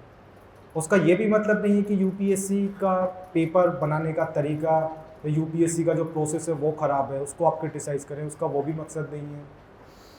तो जब मेरा प्रीलिम्स नहीं हुआ था, मेरे पास जो मेरी सोच थी वो ये थी कि थोड़ा सा प्रैग्मेटिक और थोड़ा सा रियलिस्ट होके कि एग्ज़ाम का नेचर इस तरह का है कि बच्चे फेल होंगे, डिज़र्विंग कैंडिडेट्स भी बाहर होंगे, अपने आप पे डाउट नहीं करना है, थोड़ा सा सेल्फ कॉन्फिडेंस रखना है। दूसरा, अपना जो इंटरनल मोटिवेशन है उसको बनाए रखें आप, कि आपको सिविल सर्विसेज क्यों ज्वाइन करना है। उसके लिए आपके पास XYZ कोई भी रीज़न हो, सोसाइटी की हेल्प करना उसमें से एक हो या ना हो, जो भी आपके पास XYZ रीजन्स हैं, आप उसको याद रखें, अपने दिमाग में रखें कि किस वजह से आप तैयारी कर रहे हैं। ये आपकी जो हार्ड वर्क आपका है उसको सस्टेन करने में बड़ा हेल्प करता है। तो यहाँ पे ये था कि टफेस्ट टाइम ड्यूरिंग प्रिपरेशन और मैनेज योर सेल्फ। तो प्रैग्मेटिक थोड़ा बने, कॉन्फिडेंस थोड़ा रखा, इंटरनल मोटिवेशन अपना हाई रखा, और कंसिस्टेंसी के साथ पढ़ते रहे बस। डेली प्लान और स्ट्रेटेजी, देखो ये तो बड़ा इंडिविजुअल सा सवाल है। मैं तो सुबह न्यूज़पेपर पढ़ता था, उसके बाद एक सब्जेक्ट उठा के उसको पढ़ता रहता था। तो इसका तो बहुत अच्छे से जवाब मेरे पास है भी नहीं। Is 1 year preparation enough to clear UPSC? कोई भी सब क्या उम्मीद है। हाँ, ये तो बहुत सारे हैं क्योंकि इतना समय भी नहीं, अब ऐसे तो पढ़ना पड़ेगा। इसलिए और 2-4 क्वेश्चंस ले लेते हैं। देखिए 1 साल की प्रिपरेशन थोड़ी कम है, बट अगर आप नंबर ऑफ आवर्स अपने बढ़ा लें, दिन में ज़्यादा पढ़ें तो 1 साल में कवर हो सकता है। जैसे आप 4-5 महीने में 4 महीने में अपना ऑप्शनल निपटा लें, बाकी 8 महीने में अपना जीएस एथिक्स जो भी आप उसको निपटा लें, तो 1 साल में आप कर सकते हैं, प्रोवाइडेड कि आप बहुत ज़्यादा अच्छे से मेहनत करें, वो भी सही तरीके से, क्योंकि उसमें फिर आपको अपनी गलतियों से सीखने का मौका नहीं है। अगर आप 1 साल की प्रिपरेशन में यूपीएससी क्लियर करना चाहते हैं तो सीनियर लोगों से बात करें कि किस तरह से तैयारी की जाती है। ये तो ज़्यादा लंबा सवाल है। इसको भी छोड़ दो। निबंध के बारे में है, तो निबंध के बारे में मुझे ज़्यादा आइडिया नहीं है, मैंने प्रिपरेशन नहीं किया था निबंध का। NCERT देखो एक सवाल है कि एनसीईआरटी पढ़ना ज़रूरी होता है क्या। मैंने कुछ सब्जेक्ट्स की एनसीईआरटी पढ़ी थी, और एनसीईआरटी फाउंडेशन बनाने में इम्पोर्टेंट तो होता है, बट आपको वहाँ पर सेलेक्टिव होना पड़ेगा। आप सारी एनसीईआरटीज अगर आप पढ़ने बैठेंगे तो उसमें टाइम बहुत ज़्यादा लगेगा। और मैं ये भी नहीं बोलूँगा कि एनसीईआरटी आपका 50% या 60% आपका सिलेबस कवर करा देगा। हो सकता है 10% करा दे, 15% करा दे। बाकी जो स्टैंडर्ड बुक्स हैं वो तो आपको करनी पड़ेंगी। अब अगर पॉलिटी का एग्जाम्पल ले तो उसमें जैसे एनसीईआरटी पॉलिटिकल थ्योरी की या इंडियन कॉन्स्टिट्यूशन एट वर्क, वो आपकी थोड़ी सी फाउंडेशन बना देगा, थोड़ी सी समझ बढ़ा देगा, पर लक्ष्मीकांत को वो रिप्लेस नहीं कर सकता। तो सेलेक्टिवली एनसीईआरटीज पढ़ें, कुछ कुछ क्लासेस की, कुछ कुछ सब्जेक्ट की, सारी पढ़ने ना बैठे, उसमें टाइम जाएगा और वो इतना वर्थ नहीं होगा, इतना रिटर्न उस पर बहुत ज़्यादा आएगा नहीं। What did you learn from your blunders, जैसे मैं जितना भी मैंने आपको बताया ना, ये इसी का आंसर है कि what did you learn from your blunders, कि इंटीग्रेटेड वे में तैयारी करना है, अंडरस्टैंडिंग बनानी है, पर्सनैलिटी टेस्ट की तैयारी थ्रू आउट द ईयर करना है। ये मेरा जो ब्लंडर्स थे ये उसी का जवाब था जितना भी मैंने यहाँ पे अब तक बोला है। अब अगला सवाल है कि कब प्रिपरेशन करना चाहिए, ग्रेजुएशन या आफ्टर ग्रेजुएशन। देखो जितना आप जल्दी स्टार्ट करेंगे उतना आपके लिए फ़ायदा है, जितना आप यंग सर्विस में जाएंगे उतना ही आप ऊपर पहुंच पाएंगे, ये तो रियलिटी है। बट ग्रेजुएशन में भी हम बहुत सारी चीज़ें सीखते हैं, जैसे लीडरशिप होता है, एक्स्ट्रा करिकुलर्स होता है, और अगर जो सोशल वैल्यूज़ हैं, अदर सोशल वैल्यूज़, उनको हम सीखते हैं। तो प्रिपरेशन अगर आप कर रहे हैं ग्रेजुएशन टाइम में तो ग्रेजुएशन को भी बहुत ज़्यादा लाइट ना लें, क्योंकि हो सकता है आपका यूपीएससी में सिलेक्शन ना हो और उसके बाद आपको ग्रेजुएशन पे ही रिलाई करना पड़े एग्ज़ाम की, तो यही रियलिटी है। तो थोड़ा सा प्रैग्मेटिक हो के अपने ग्रेजुएशन को ही पूरा इग्नोर ना करें। अगर आप तैयारी कर रहे हैं तब आप अपना गोल एकदम बस क्लियर रखें, उसके लिए जो भी रिक्वायरमेंट्स है वो आपको फुलफ़िल करनी पड़ेंगी। हो सकता है आपको इकोनॉमिक्स समझना है, हो सकता है पॉलिटी समझना है, वो तो आपको झेलना ही पड़ेगा। अल्टीमेटली आपको एक सोर्स ना करके दूसरा सोर्स, कोई टीचर से समझना, किसी फ्रेंड से समझना, कोई पीयर ग्रुप बनाना, टेस्ट लगाने, आप जो भी करें वो तो आपको करना ही पड़ेगा। और सर आज का अनुभव क्या रहा आपका, मतलब आज जब क्लियर है तो कैसा लगता है कि मतलब यहाँ बात और उस वक्त में देखो जब मैं आप सब लोगों के सामने बोल रहा हूँ तो मुझे ऐसा लगता है कि अगर मैं वहाँ पे आपकी जगह पे बैठा हुआ होता तो कितने डाउट्स होते मेरे अंदर, बहुत सारे कन्फ्यूजन्स होते हैं। हमने भी बहुत सारे टॉपर्स टॉक्स देखे हैं, बहुत सारे कन्फ्यूजन्स होते हैं कि यार हम शायद कर भी पाएंगे या नहीं कर पाएंगे, क्या जो हम पढ़ रहे हैं वो सही भी है कि नहीं है, क्या हम जो आंसर्स लिख रहे हैं वो सही भी लिख रहे हैं कि नहीं लिख रहे हैं, क्या हमारे इतने मार्क्स आएंगे कि हम क्लियर कर पाएंगे या हमको आईएएस मिल पाएगा। तो ये सब डाउट्स और कन्फ्यूजन्स रहते हैं। अभी का एक्सपीरियंस ये है कि थोड़ी सी अनसर्टिनिटी कम हो गई है, थोड़ा रिलीफ है कि अभी मतलब पढ़ना है आगे, ऐसा नहीं है कि बिल्कुल पढ़ना बंद कर देना है, बट एग्ज़ाम की जो अनसर्टिनिटी है वो थोड़ी कम हो गई है। और ऐसा लगता है कि जो गोल था हमारा, इनिशियल गोल, फाइनल गोल तो आगे समाज की सेवा करना है, जो भी है वो तो आगे है, पर जो इनिशियल गोल था वो कहीं ना कहीं थोड़ा सा अकम्प्लिश हो गया है। फीलिंग अच्छा है, आप जब आएंगे अगली बार तो आपको बहुत अच्छा लगेगा। प्रेजेंटेशन के दौरान जब हम कोई भी टॉपिक पढ़ चुके हैं, सर रिवीजन के बारे में कुछ पूछना है आपसे कि सर आप प्रिपरेशन के दौरान किस तरह रिवीजन करते हैं। जैसे हम लोग कोई टॉपिक पढ़ रहे हैं और कोई अगला टॉपिक एक तैयार करके दूसरा सब्जेक्ट पढ़ने लगे, तो ऐसा होता है कि पिछला जो मैंने पढ़ा है वो लगता है कि मैं भूल गया हूँ। आपको लगता है वो भूल गए हैं, बट जैसे मैंने बोला ना कि आप समझ के अगर पढ़ेंगे तो आपको दिमाग में रहेगा वो चीज़ें, और जब क्वेश्चन आएगा ऑटोमेटिकली वो रिकॉल हो जाएगा और आप अच्छा आंसर लिख भी पाएंगे और प्रीलिम्स में टिक भी लगा पाएंगे। तो प्रीलिम्स के क्वेश्चन है जो स्टेटमेंट टेस्ट सॉल्व करता हूँ, कुछ टॉपिक के क्वेश्चन लगभग हो जाते हैं, पर मैं मेंस का आंसर राइटिंग जल्दी स्टार्ट करता हूँ तो कुछ चीजें तो वहाँ पे आ जाती है, मतलब कुछ चीजें मैं भूल जाता हूँ। सर मैं ये आपसे जानना चाहता हूँ कि सर आपने कैसे रिवीजन को मतलब अपने प्रिपरेशन के दौरान फॉलो किया? देखो जहाँ तक बात रिवीजन की है ना, मेरा कोई बहुत ऐसा फुल प्रूफ स्ट्रेटेजी नहीं था रिवीजन का।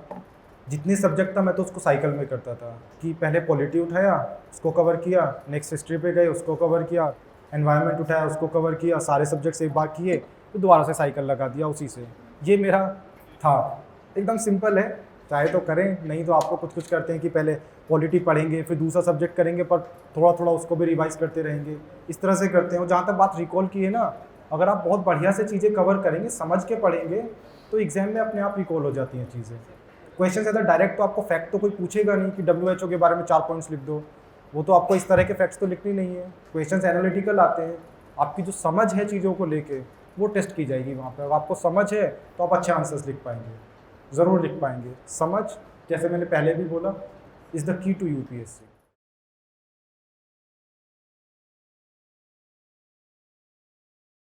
गुड आफ्टरनून, नमस्कार। जैसे यक्ष ने बहुत डिटेल में सिलेबस और पूरे एग्ज़ाम की बात की, तो मैं चाहूँगा कि उसको मैं अपने एक्सपीरियंस में अभी आप लोगों से साझा करते हुए उसको बाद में रख के, क्योंकि मुझे लगता है UPSC का एग्ज़ाम जो है एक, अगर आप कोई पकवान बनाते हैं तो उसमें अलग अलग सामग्रियाँ लगती हैं, अलग अलग इंग्रेडिएंट्स लगते हैं। तो सिलेबस, टेस्ट सीरीज़ और ये सब चीज़ें एक पार्ट ऑफ सामग्री है, और चीज़ें बहुत हैं इसमें UPSC की जर्नी में, स्पेशली जितने भी साल आप इसमें हैं, जो आपको चाहिए।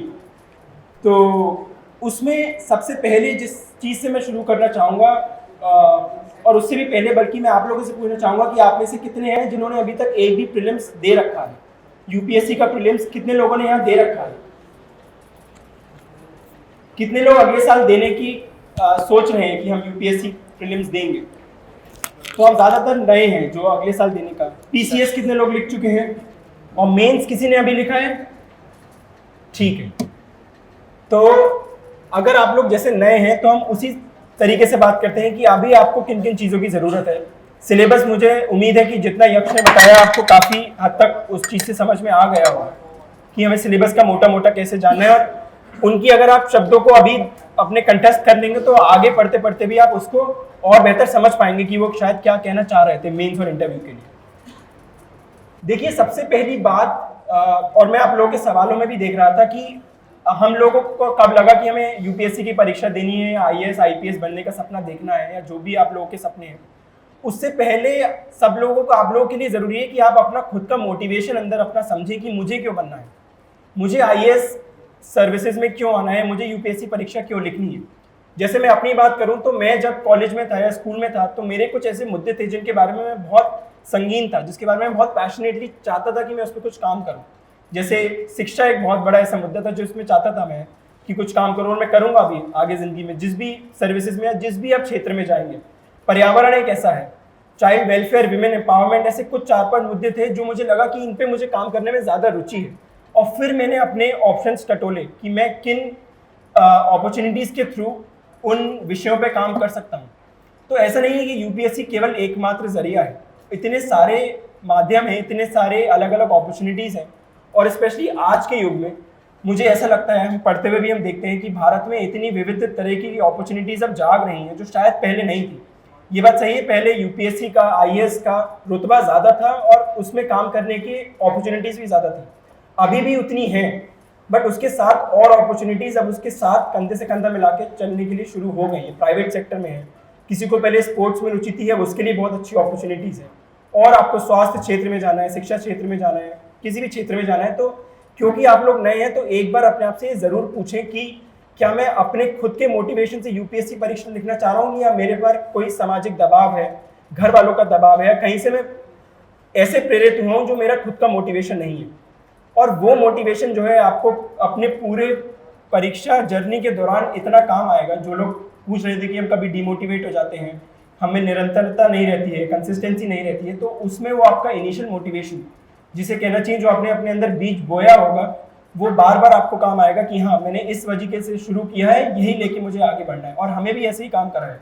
यक्ष जैसे अमरोहा से आते हैं तो उन्होंने अपने निकट जीवन में जो परिस्थितियाँ देखी होंगी, सरकारी, वो मुझे बता रहे थे कि सरकारी दफ्तरों में जाके जो उनके एक्सपीरियंसेस रहे, मेरे खुद के जो एक्सपीरियंसेस रहे, वो मोटिवेशन शायद हमें प्रेरित करते हैं जर्नी के दौरान कि हमें इसमें जुटे रहना है। तो पहली चीज़ तो आप अपना मोटिवेशन ज़रूर, और उसे टटोलते रहें। ये नहीं कि एक बार टटोल के आपने ख़त्म कर दिया, पूरी जर्नी के दौरान आप उसे टटोलें। दूसरी चीज़, क्योंकि आप लोग अभी नए हैं और जो मुझे लगता है एक चूक भी रही अपनी परीक्षा के दौरान कि आप लोग अपना प्लान बी जिसे कहना चाहिए वो एक मन में मान के या एक उसका आप उस पर चाहे प्रोएक्टिव तरीके से काम ना करें पर उस पर ज़रूर सोच के रखें कि ये मेरा प्लान बी है। जैसे यश भी बता रहे थे और ये बात सही है कि यूपीएससी की जो परीक्षा है बहुत अनसर्टेन है। इसको कोई भी व्यक्ति जो रैंक 1 आई है, हम दोनों उनसे भी बात कर रहे थे, यश रैंक 6 है और हम सबकी मनोस्थिति रिजल्ट आने से पहले एक जैसी थी। इन लोगों को भी लग रहा था कि हो सकता है मेरा लिस्ट में नाम ही ना हो, हम लोग को भी ये लग रहा था कि लिस्ट में, तो अनसर्टेनिटी का फैक्टर इतना ज़्यादा है कि हम कभी भी इसको अपना एकमात्र करियर ऑप्शन बना के हमें शायद इसे नहीं चलना चाहिए। ऑप्टिमिज्म, आपकी एकाग्रता, वो सब ज़रूरी है और वो बात सही है, बट उसके साथ साथ एक प्रैक्टिकलिटी जिसे कहते हैं और जो चाहिए, तो आप अपना ये मान के चलें कि ये इसमें मेरा प्रयास पूरा एकाग्रत तरीके से रहेगा, बट अगर किन्हीं वजहों से जो हो सकता है मेरी खुद की गलतियां ना हो, पर क्योंकि कंपटीशन इतना है उस वजह से अगर मेरा रुक जाता है तो मैं निराश हुए बिना, मैं डिमोटिवेट हुए बिना, कौन से ऐसे क्षेत्र हैं जिसमें मैं वापस स्प्रिंग बैक करना चाहूँगा, जिसमें मैं वापस उतने ही मोटिवेशन के साथ, जितने साल आपको देने हैं वो आपके ऊपर है। कोई 6 अटेम्प्ट देके 6 साल भी देते हैं, पर उसके बाद आपके पास वो आपका प्लान भी ऐसे खड़ा रहना चाहिए, ऐसे तैयार होना चाहिए जिस पे आप आसानी से स्विच कर पाएँ। तो प्लान बी भी ज़रूर आप अपना एक, ये ज़रूरी नहीं है कि आप उस पर अपने आप पूरा ध्यान अभी एकाग्रत करें, बट उसके बारे में थोड़ा सोचते रहें, थोड़ा उस पर काम करते रहें। जब भी समय मिले, जितना भी समय मिले, तो आपको वो कॉन्फिडेंस तैयारी में भी झलकेगा आपकी कि चलो ठीक है। कभी आप डिमोटिवेट हो रहे हैं तो आपके अंदर से आवाज़ आएगी कि ठीक है भाई, नहीं हुआ, मैं प्रीलिम्स का पेपर खराब कराया, मेरे पास प्लान बी है। परंतु उसके साथ ये भी आप ध्यान रखें कि मेरा प्लान ए उतना ही लक्ष्य, उतनी ही सिंसियरिटी के साथ आप उस पर प्रतिबद्ध रहें कि यूपीएससी मुझे निकालना है तो निकालना ही है। प्लान बी पर प्लान ए जो है उसको नाम ए इसलिए ही दिया गया है, तो प्लान बी पे आप ज़रूर सोचें। उसके बाद इन 2 विषयों के बाद, क्योंकि मुझे लगता है तीसरा विषय जो है वो है कि, और जैसे मैं देख रहा था आप लोग के सवालों में था कि प्रिपरेशन के दौरान हमें क्या वैल्यू सिस्टम अडॉप्ट करके चलना चाहिए, और मुझे लगता है कहीं ना कहीं वो डिफाइन करता है कि आप एक सिविल सर्वेंट बनने योग्य हैं या नहीं है। वो जो वैल्यू सिस्टम आपकी क्योंकि ये आप लोगों ने बहुत लोगों से सुना होगा कि आपकी आईएएस बनने की जर्नी बनने के बाद एकेडमी से शुरू नहीं होती। जब से आप ये निर्णय ले लेते हैं और जब से आप तैयारी में लग जाते हैं, तब से आपके सामने वो जर्नी एक सिविल सर्वेंट बनने की शुरू हो जाती है और वो आपको परखती है। पहले की जर्नी मुझे लगता है ज़्यादा टफ है सर्विसेज में एकेडमी के आने के बाद के कंपैरिजन में, क्योंकि तब आपको अपनी खुद की जिसे कहना चाहिए जो आपके प्रॉब्लम्स हैं, जो हमारी खुद की पर्सनालिटी डिफेक्ट्स हैं, जैसे मेरी भी थी। कंसिस्टेंसी आप लोगों ने बहुत निकाला, डिसिप्लिन मुझे लगता था कि मेरे पहले कुछ प्रयासों में वो उतना नहीं था जितना मेरे इस वाले प्रयास में था, और इसलिए मेरा पहले 2 प्रयास में प्रीलिम्स भी नहीं निकला था। तो फर्स्ट वैल्यू जो मुझे लगता है कि आपकी जो ऑप्टिमिस्टिक और पॉजिटिव थिंकिंग है, कई लोगों ने निराश होने की बात, मैं बार बार देख रहा था लोगों के सवाल आ रहे थे कि डिमोटिवेट हो जाते हैं, कंसिस्टेंसी नहीं रहती है, उससे तो आपको खुद ही जूझना पड़ेगा। और वो पॉजिटिव सोच, वो सकारात्मक सोच आपके अंदर से आनी ही चाहिए, और वो आपकी तब आएगी जब आपका मोटिवेशन बहुत क्लियर होगा। किसी का एक बार प्रीलिम्स नहीं निकल रहा है, यक्ष का नहीं निकला, मेरा 2 बार नहीं निकला, हमारे और साथी हैं जिनका 3 बार नहीं निकला, फिर हो गया। तो उसमें ये ज़रूर ध्यान रखें कि यूपीएससी अंत नहीं है ज़िंदगी का। यूपीएससी एक ज़िंदगी की सिखाने की एक प्रक्रिया है जो आपको आपकी ज़िंदगी के बारे में बहुत सिखाएगी। और मेरा मंत्र मेरे तीसरे प्रयास में यही था कि तीसरे प्रयास में मैंने सोचा था कि जो वैल्यूज़ मुझे इस परीक्षा के जर्नी के दौरान अडॉप्ट करनी है, मैं उनको उस पर अमल करूँगा, इर्रिस्पेक्टिव ऑफ कि मैं अपने निर्णयों पे ज़्यादा अपना ध्यान आकर्षित करूँ कि क्या निर्णय आ रहा है। तो मैं हर स्टेज पे, प्रीलिम्स में, मेंस में, हमेशा पेपर देने के बाद आके आई रिमेंबर कि मेरे चेहरे पे एक स्माइल होती थी और मैं देखता था कि जो मैंने सोच के गया था मैं वो करके आ गया, मुझे इससे आगे निर्णय की ज़्यादा चिंता नहीं है। तो फर्स्ट ऑफ ऑल आपकी पॉजिटिव थिंकिंग कि कुछ ना कुछ तो कर लेंगे। अगर यूपीएससी में तैयारी करने आ गए हैं तो बाकी चीज़ें तो मेरे लिए आसान हो ही जाएंगी। ये कॉन्फिडेंस हमारे अंदर से आना चाहिए, क्योंकि यूपीएससी, सही बात है कि बहुत आपको झंझोड़ देती है प्रिपरेशन के दौरान हर तरीके से। मनोस्थिति आपकी, कई बार आप सोशल लाइफ से कट हो जाते हैं, तो आप अपने आप में एक बहुत स्ट्रॉन्ग पर्सनैलिटी बन के उभरते हैं इर्रिस्पेक्टिव ऑफ द रिजल्ट। जिन लोगों का चयन नहीं भी हुआ है, मेरे कुछ दोस्त हैं, उनकी पर्सनालिटी आज इतनी स्ट्रॉन्ग पर्सनालिटी है, वो अपने अपने क्षेत्र में इतना अच्छा काम कर रहे हैं कि उसके बाद आपको फ़र्क नहीं पड़ना चाहिए अगर आपने 1 साल 2 साल अच्छे से सिंसियरली यूपीएससी की तैयारी की है। इतना रेलिवेंट आप नॉलेज प्राप्त कर रहे हो, इतना रेलिवेंट सिलेबस आप पढ़ रहे हो देश दुनिया के बारे में कि वो आपको आगे काम आएगी ही आएगी, गिवन कि आप लोग उसे अच्छे से समझ के पढ़ें। जो क्लैरिटी और कॉन्सेप्चुअल क्लैरिटी की बात यक्ष कर रहे थे वो इसी बारे में है कि वो आपकी ज़िंदगी के लिए आपके ऐसे फंडामेंटल्स इतने स्ट्रॉन्ग सेट करेगा कि वो आपको आगे मैनेजमेंट में कहीं ना कहीं काम आ ही जाएंगे। पॉजिटिव थिंकिंग के साथ साथ मुझे लगता है कि आपका एक जो सपोर्ट सिस्टम भी कई बार ज़रूरी हो जाता है। कुछ लोग, कुछ दोस्त, कुछ आपके परिजन जो ऐसे हों, या आपके यहाँ पे कोचिंग में किसी टीचर के साथ आपकी आपसी तालमेल इतनी अच्छी हो जिनसे आपको, मतलब कुछ लोग ऐसे होते हैं जिनके पास रह के आपको पॉजिटिव एनर्जी मिलती है। जब आप निराश हैं, जब आप डिमोटिवेटेड हैं, तो आप उन लोगों के पास बैठें, उन लोगों की बातें सुने। ज़रूरी नहीं कि आप अपनी मन की बातें उनसे शेयर करें, बट जस्ट उनके पास बैठ के, जैसे मेरे केस में मेरी मदर मेरी बहुत बड़ी मोटिवेशन की सोर्स थी। और मैं कई बार जब भी मुझे लगता था कि अभी पढ़ाई नहीं हो रही है, और ये आम बात है, इसको आप ऐसे मत मान के चलिए कि जिनका हो गया उनकी ज़िंदगी में ऐसी चुनौतियाँ नहीं आती होंगी। ये चुनौतियाँ बहुत आती हैं, और ये क्योंकि ये बहुत आम ह्यूमन टेंडेंसी है, uncertainty, doubt, low confidence, self doubt. तो उसमें आप ज़रूर अपने उन स्तंभ को ढूंढें जो आपको मोटिवेट करते हैं, जो आपको प्रेरित करते हैं, चाहे वो आपके घर में हो, जानने वाले हों, चाहे वो आप किसी को और जो आपके आइडल्स हैं, जैसे स्वामी विवेकानंद जी की बात कर रहे थे यक्ष, APJ अब्दुल कलाम हैं, जिनकी स्पीचेस सुन के लोगों को काफ़ी मोटिवेशन मिलता है, तो वो ज़रूर ध्यान में रखें। ये कुछ बातें हो गई जो मुझे लगता है एक साइकोलॉजिकल तौर पे, क्योंकि आप लोग नए अभी आ रहे हैं, तो इन बातों को अगर आप ध्यान में रख के चलेंगे तो काफ़ी चीज़ें आपके लिए आसान हो जाएंगी। और आसान नहीं भी होंगी तो आप जो चुनौतियाँ आपके सामने आने वाली हैं उनके लिए आप कम से कम तैयार रहेंगे। इसके बाद जो मुझे सबसे ज़्यादा सवाल जिस प्रश्न के दिखे वो है हिंदी मीडियम का सवाल। ज़्यादातर लोग, जैसे सर बता रहे थे कि आप लोग हिंदी मीडियम से ही हैं। इसमें दो बातें हैं, यक्ष और मैं भी कल हम बात कर रहे थे कि आप लोग क्योंकि हिंदी मीडियम के रहेंगे तो हम कैसे बता पाएंगे। देखिए, ये बात सही है कि शायद हम उतने उचित कैंडिडेट्स नहीं हैं हिंदी मीडियम की सारी जानकारी आपको देने के लिए, इसलिए हम लोग का फोकस स्ट्रैटेजी और इस एग्ज़ाम ये आपसे क्या क्या मांगता है उस पर ज़्यादा रहा है इंस्टेड ऑफ हिंदी मीडियम के सोर्सेज। तो उसके लिए मैं आपको यही कहूँगा कि एक तो जो आपके टीचर्स हैं, क्योंकि वो भी काफ़ी अनुभवित हैं और वो लोग भी ऐसे चयनित सिविल सर्वेंट्स के टच में हैं जो हिंदी मीडियम से पार कर चुके हैं। जैसे अजय शर्मा सर के बड़े भाई, उन्होंने खुद हिंदी मीडियम से 2009 में पार किया, 2 बार पार किया, तो उनको एक्सपीरियंस है, तो आप उनसे जान सकते हैं। उनके साथ से जो आपके बाकी टीचर्स हैं वो किसी ना किसी तरीके से जुड़े हुए हैं और उनके खुद के अनुभव आपको ज़रूर काम आएंगे। तो हमारे यहाँ एक जोक चलता है कि जिस दिन आपका क्लास में पढ़ने का मन ना करे उस दिन हम अपने टीचर से कहिए कि आप यूपीएससी के बारे में जनरल ज्ञान बांटें। सिलेबस से हट के ये ज्ञान आपको कई बार आपकी मनोबल बढ़ाने में बहुत काम आ जाता है।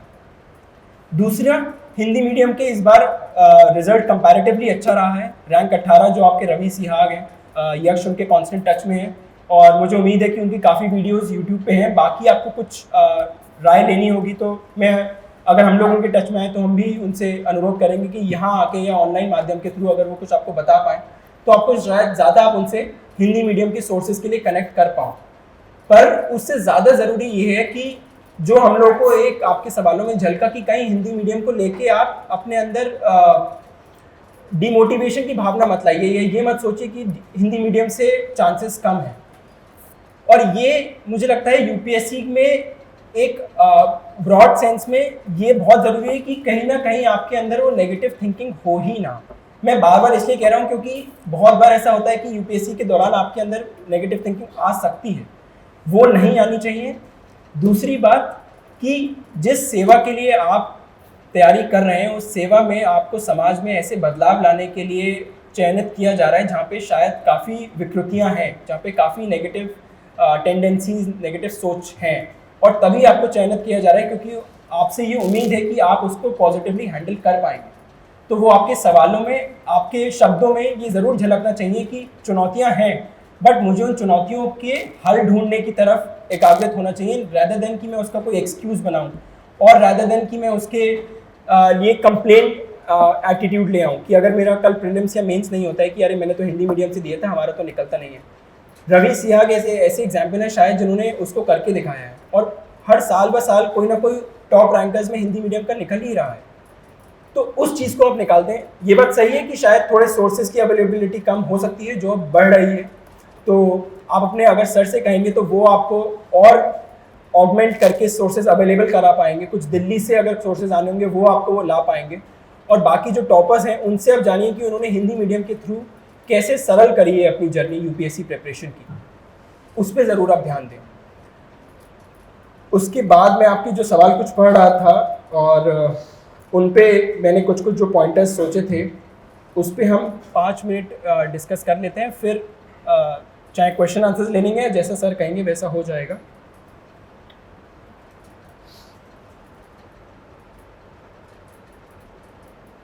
ठीक है। एनसीईआरटी का यक्ष ने बताया ही है कि वो आपकी भूमिका बनाने में मतलब it's a non negotiable. NCERTs आपको पढ़ना ही है, तो उस पर डाउट मत करिए। कौन सी पढ़नी है कौन सी नहीं पढ़नी है कुछ स्किप कर सकते हैं। तो अगर मुझे लगता है आप सबके पास इंटरनेट का सोर्स है ही, तो उस पर आप ज़रूर जाके देखें कि कौन क्या कह रहा है।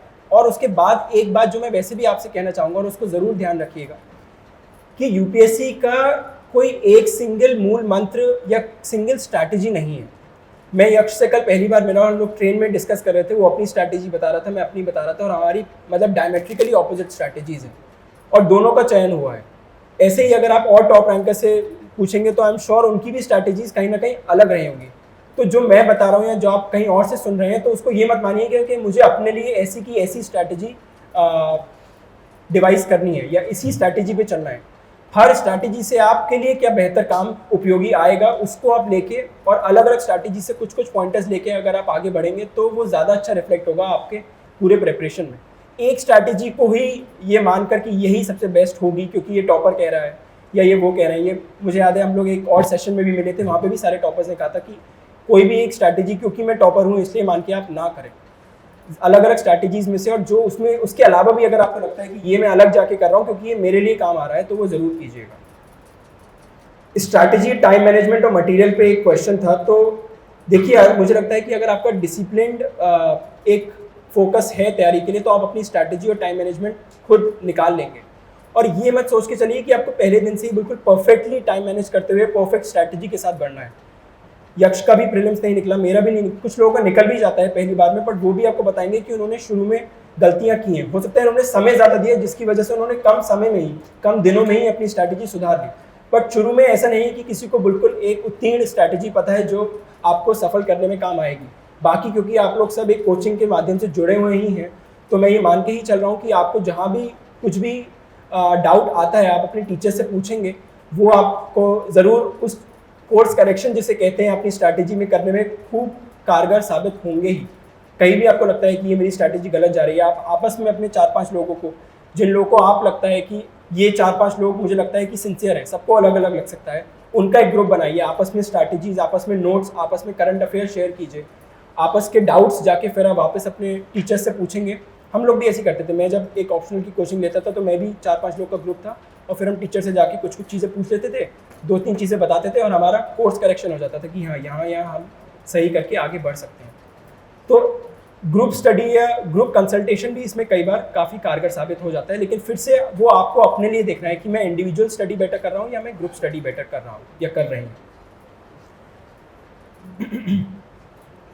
आंसर राइटिंग पे किसी ने पूछा था और पहले दिन से कैसे शुरुआत करें, जो लोग नए हैं, कि हम पहला मतलब जिसे कहना चाहिए पहला कदम हमारा क्या होना चाहिए।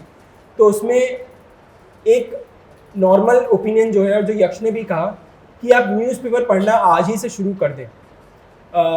आई थिंक वो सबसे इम्पॉर्टेंट है अगर आपको अपनी नींव बनानी है और आपको इस एग्ज़ाम के बारे में जानना है। उसके साथ एक और कहना चाहिए एक और टूल है, उस पर मैं अभी आता हूँ।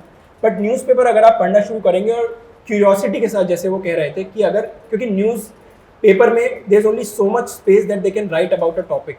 वो एक एडिटोरियल में अगर उनको इतने शब्दों में लिखना है तो उन्हें लिखना है, तो कुछ हो सकता है इन्फॉर्मेशन वो उसमें ना दे पाए जो आपको यूपीएससी के लिए और चाहिए। तो आप इंटरनेट पर जाएँ। मैंने 2-3 साल जितना है मुझे लगता है मेरे गूगल में हर टर्म के आगे यूपीएससी हमेशा छपा रहता था, क्योंकि मैं हर टर्म यूपीएससी डाल के ही सर्च करता था, क्योंकि उससे बहुत ईजिली आपके सोर्सेज आ जाते हैं। कोई भी इन्फॉर्मेशन अगर आपको जाननी है तो वो ज़रूर करें। उसके साथ साथ मेरी आप सबसे विनती रहेगी कि आप आज जाकर ज़रूर, और मैं आपके टीचर से भी कहूँगा अगर अभी तक ये एक्सरसाइज नहीं हुई है, कि अगली क्लास में जो यूपीएससी का पाठ्यक्रम यूपीएससी ने खुद दिया हुआ है उसको एक बार खुद अपने हाथ के अंदर नीचे से लिख डालें। यूपीएससी की साइट पे उसके सर्कुलर में प्रीलिम्स का क्या पाठ्यक्रम है, क्या सिलेबस है, मेंस का क्या पाठ्यक्रम है, और ठीक है इंटरव्यू को जब आप आएंगे चाहे आप उस समय पे भी उसको देख सकते हैं, पर प्रीलिम्स और मेंस का पाठ्यक्रम ज़रूर एक बार खुद अपनी नज़रों से देखें और खुद उसको लिखें, और उसके बाद आप अपना 1 दिन 2 दिन 4 दिन उन पे केवल सोचें, हर शब्द पे, हर फ्रेज पे, कि इस पे इर्रिस्पेक्टिव कि आपने अभी कितनी तैयारी कर रखी है, मुझे इस टॉपिक के बारे में कितना पता है।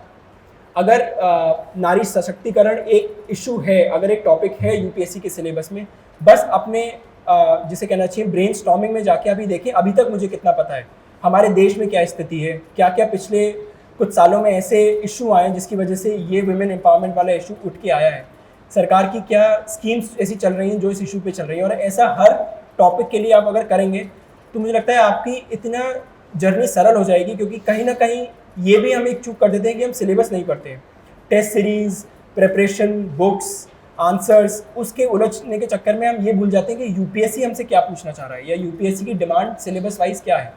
तो आज आप ये ज़रूर करें, और मैं आपके टीचर से भी कहूँगा कि नेक्स्ट क्लास में आपको बोर्ड पे एक बार वो सिलेबस ज़रूर लिख डालें, तो आपको पता रहेगा कि ये सिलेबस में ये टर्म्स हैं, और वो पता होना बहुत काम आ जाता है आपके मेंस आंसर राइटिंग में भी कई बार, उस पर ज़रूर आप ध्यान दें।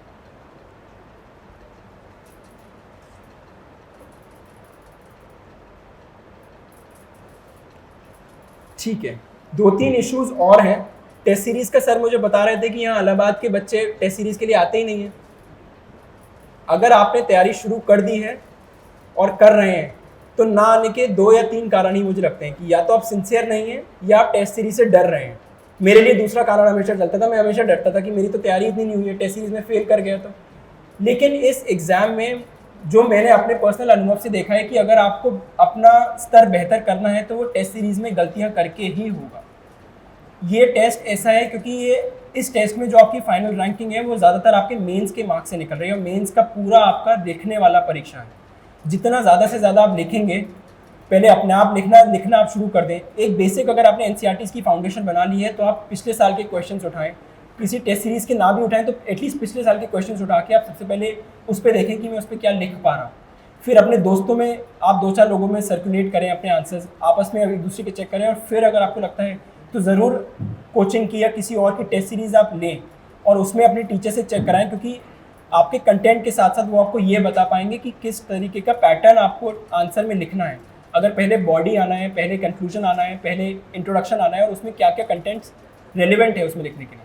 तो टेस्ट सीरीज़ जब आपकी, अभी तो काफ़ी नए हैं आप लोग, बट जो प्रीलिम्स दे चुके हैं, जो तैयारी में उस स्तर पे पहुंच चुके हैं कि उनका एक आइट्रेशन ऑफ सिलेबस हो चुका है, वो ज़रूर टेस्ट सीरीज़ की तरफ सोचें।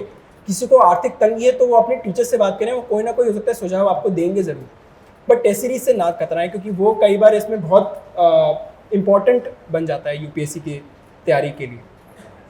शॉर्ट नोट्स का किसी ने पूछा था, और मुझे लगता है ये आखिरी टॉपिक है हमारा डाउट्स का जो मैंने लिखे थे। शॉर्ट नोट्स को कैसे करें? अभी क्योंकि आप लोग ज़्यादातर नए हैं तो मैं आपसे कहूँगा कि आप जो पढ़ रहे हैं, जिसकी जैसी शैली है, किसी को होता है कि कोई बुक में अंडरलाइन करके ही रिवाइज करता है, किसी को होता है कोई पेपर पे नोटबुक में नोट्स बनाता है, और मैं जाता या बहुत लोग अब ऑनलाइन भी नोट्स बनाने लगे हैं। एवन नोट या वन नोट करके एक दो ऐप्स हैं, उस पर आप नोट्स बना सकते हैं।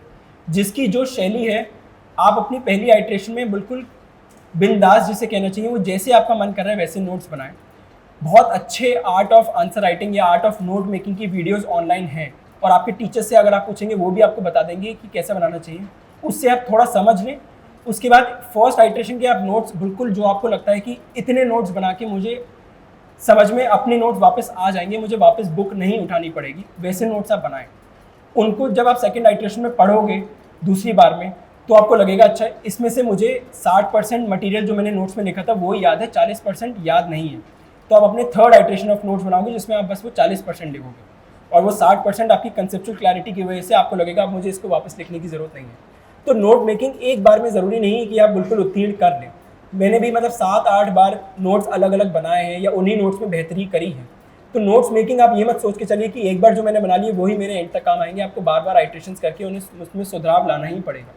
तो चाहे आप वो नोटबुक में कर रहे हैं, चाहे आप वो ऑनलाइन बना रहे हैं, वो आपके ऊपर है। जो आपकी शैली के लिए आपको काम आ रहा है वो वैसे करिए आप। और सेम चीज़ चलती है करंट अफेयर्स के लिए। न्यूज़पेपर से आप पढ़ रहे हैं, मैगजीन से आप पढ़ रहे हैं, तो आपको शुरू में हो सकता है आप ज़्यादा समय दें, शुरू में हो सकता है कि आप करंट अफेयर्स जो काम के नहीं हैं वो आप पढ़ने लगें, बट हल्के हल्के आपको लगने समझ में आ जाएगा जब आप यूपीएससी के खुद के क्वेश्चंस देखोगे जो प्रीलिम्स में आए हैं या जो मेंस में आए हैं, वो ज़रूर देखिए। यूपीएससी का खुद का सिलेबस देखोगे, जो सिलेबस में टर्म्स मेंशन्ड है, और फिर आप अगर करंट अफेयर या न्यूज़पेपर आप पढ़ोगे तो आपको एकदम क्लिक कर जाएगा कि अच्छा ये टर्म तो यूपीएससी में पूछा ही नहीं था कभी, तो मैं इसे क्यों पढ़ रहा हूँ। जैसे सेंसेक्स होता है, सेंसेक्स का काफ़ी बार पेपरों में आता है, बट हमारे यूपीएससी में सेंसेक्स या स्टॉक मार्केट का इतना काम नहीं है। बेसिक अंडरस्टैंडिंग होनी चाहिए, बट कौन से स्टॉक्स चल रहे हैं, निफ्टी क्या होता है, ये जानकारी नहीं है। पर हमें कई बार लगता है कि हो सकता है सामाजिक विज्ञान का काम है तो हमारे काम आ जाए। ये क्लैरिटी ज़रूर होनी चाहिए कि यूपीएससी की मुझसे अपेक्षा क्या है, उसकी सिलेबस की मुझसे अपेक्षा क्या है, उसके हिसाब से ही आप करंट अफेयर्स पढ़ेंगे, उसके हिसाब से ही आपके नोट्स बनेंगे। तो इन सब चीज़ों को आप करिए। उसके साथ साथ जो सिलेबस के अलावा जो हम बात शुरू में कर रहे थे उस पर ज़रूर ध्यान दीजिए, क्योंकि वो आपकी मनोस्थिति को एक सकारात्मक सोच रखने के लिए पूरी जर्नी के दौरान काम आएगा। और एक जो बहुत इंपॉर्टेंट बात एंड में जो मैं कहना चाहूँगा, जो यक्ष ने कही और जो मैं अपने आप से भी कहता रहता था, और I think her serious aspirant किसी ना किसी स्टेज पे अपने आप से ज़रूर कहेगा कि ये फैक्ट को हमें कहीं ना कहीं एक्सेप्ट करना पड़ेगा कि लाखों बच्चों में सीट्स 750 से 1000 के बीच में ही हैं, और वो इसकी जिसे कहना चाहिए एक ग्रिम रियलिटी है यूपीएससी की। तो मुझे ये भी अपने किसी बैक ऑफ द माइंड में ये मान के चलना है कि कल को मेरा नहीं होता है तो मुझे उससे निराश नहीं होना है। कल को मेरा नहीं हो रहा है पूरी अपनी जान झोंकने के बाद, तो मुझे उससे निराश नहीं होना है, क्योंकि मैंने तैयारी के दौरान ऐसे स्किल सेट, ऐसी नॉलेज प्राप्त कर ली है जो मुझे ज़िंदगी भर काम आने वाली है। तो यूपीएससी निकालना एक बात सही है कि आपका एकाग्रता उस तरफ है, पर यूपीएससी से जो आप सीख रहे हैं वो भी कई बार हम उसे नेगलेक्ट कर देते हैं एज अ एस्पिरेंट, क्योंकि हम लोगों को निकालने का, और वो बात सही है, हमारा लक्ष्य यूपीएससी निकालना होता है, बट एज अ पर्सनैलिटी तभी मैंने आपसे कहा कि जो आपके सखे संबंधी हैं, जो आपके आसपास वाले लोग हैं, आप उनसे जानेंगे कि आप कुछ सालों में आपके अंदर जो पर्सनैलिटी चेंज आता है वो हम शायद खुद नहीं देख पाते हैं, बट वो एक बहुत पॉजिटिव चेंज आ जाता है, और वो बरकरार तभी रहेगा जब हमारी सोच बहुत सकारात्मक रहेगी। उसके साथ साथ मुझे लगता है कि आप लोग बहुत फॉर्चुनेट हैं कि आपको एक कोचिंग इंस्टीट्यूट की गाइडेंस मिल पा रही है। कई बच्चे ऐसे हैं जिनको शायद वो नहीं मिल पाती है, इससे कम स्तर की मिल पाती है, तो उसका ज़रूर जितना ज़्यादा से ज़्यादा लाभ, जितना ज़्यादा से ज़्यादा उपयोग आप कर पाएँ। और ऐसा नहीं है कि इसका वन वे ट्रैफिक ही चलना है, वन वे नॉलेज का फ्लो होना है इस इंस्टीट्यूट में, क्योंकि इंटरनेट पे इतने रिसोर्सेज अवेलेबल नहीं है। आपको कुछ लगता है तो आप अपने वापस टीचर्स को बता सकते हैं कि सर अगर हम ये स्ट्रैटेजी अडेप्ट करके इस कोचिंग को आगे बढ़ाएं। आप लोग का समूह इतना मुझे लगता है वाइब्रेंट है कि आप लोग भी कई सुझाव कोचिंग को दे सकते हैं जो इसको बेहतर करने में और काम आएगा। जो कोचिंग का दायित्व है, जो उन्हें पढ़ाना है वो तो वो पढ़ा ही रहे हैं, बट एज अ एस्पिरेंट आपका दायित्व उससे बहुत ज़्यादा है।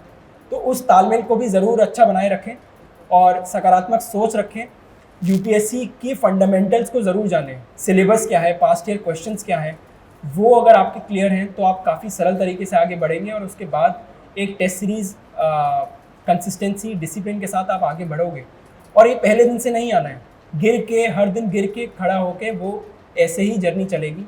हम लोग भी रोज़, या मैं एटलीस्ट रोज़ अपने टारगेट सेट करता था और कई बार उन्हें चूक जाता था, लेकिन आप अपने टारगेट्स हर दिन बढ़ाते जाओ, अपने उद्देश्य हर दिन के लिए और बड़े करते जाओ, तो एटलीस्ट आपके लक्ष्य बड़ा हो रहा है तो जो आप अचीव कर रहे हो वो भी आपका बड़ा हो रहा है। अगर आप 100 में से 80% हर दिन प्राप्त कर रहे हो और हर दिन आप अपनी वो 100 की मात्रा बढ़ाते चले जा रहे हो, तो आपका ऑटोमेटिकली आपकी कैपेसिटी ऑफ इंडक्शन बढ़ता चला जा रहा है।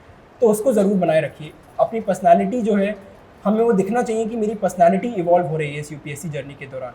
और मेरे ख्याल से एक वो सबसे अच्छा बेंचमार्क है ये जानने का कि मैं शायद सही मार्ग पे हूँ। कभी भी आपको ये सवाल आए तो अपने सखे संबंधी खुद से ही पूछें कि क्या मैं इवॉल्व एज अ पर्सनैलिटी हो रहा हूँ या नहीं, और अगर उसका जवाब कहीं ना कहीं हाँ है तो बस उसके बाद ज़्यादा चिंता मत करें, निकल रहा है नहीं निकल रहा है, फिर थोड़ा ऊपर वाले पे छोड़ के और अपने ऊपर भरोसा रखते हुए जीवन में बिल्कुल पॉजिटिवली आगे बढ़ें तो बहुत अच्छे परिणाम आएंगे।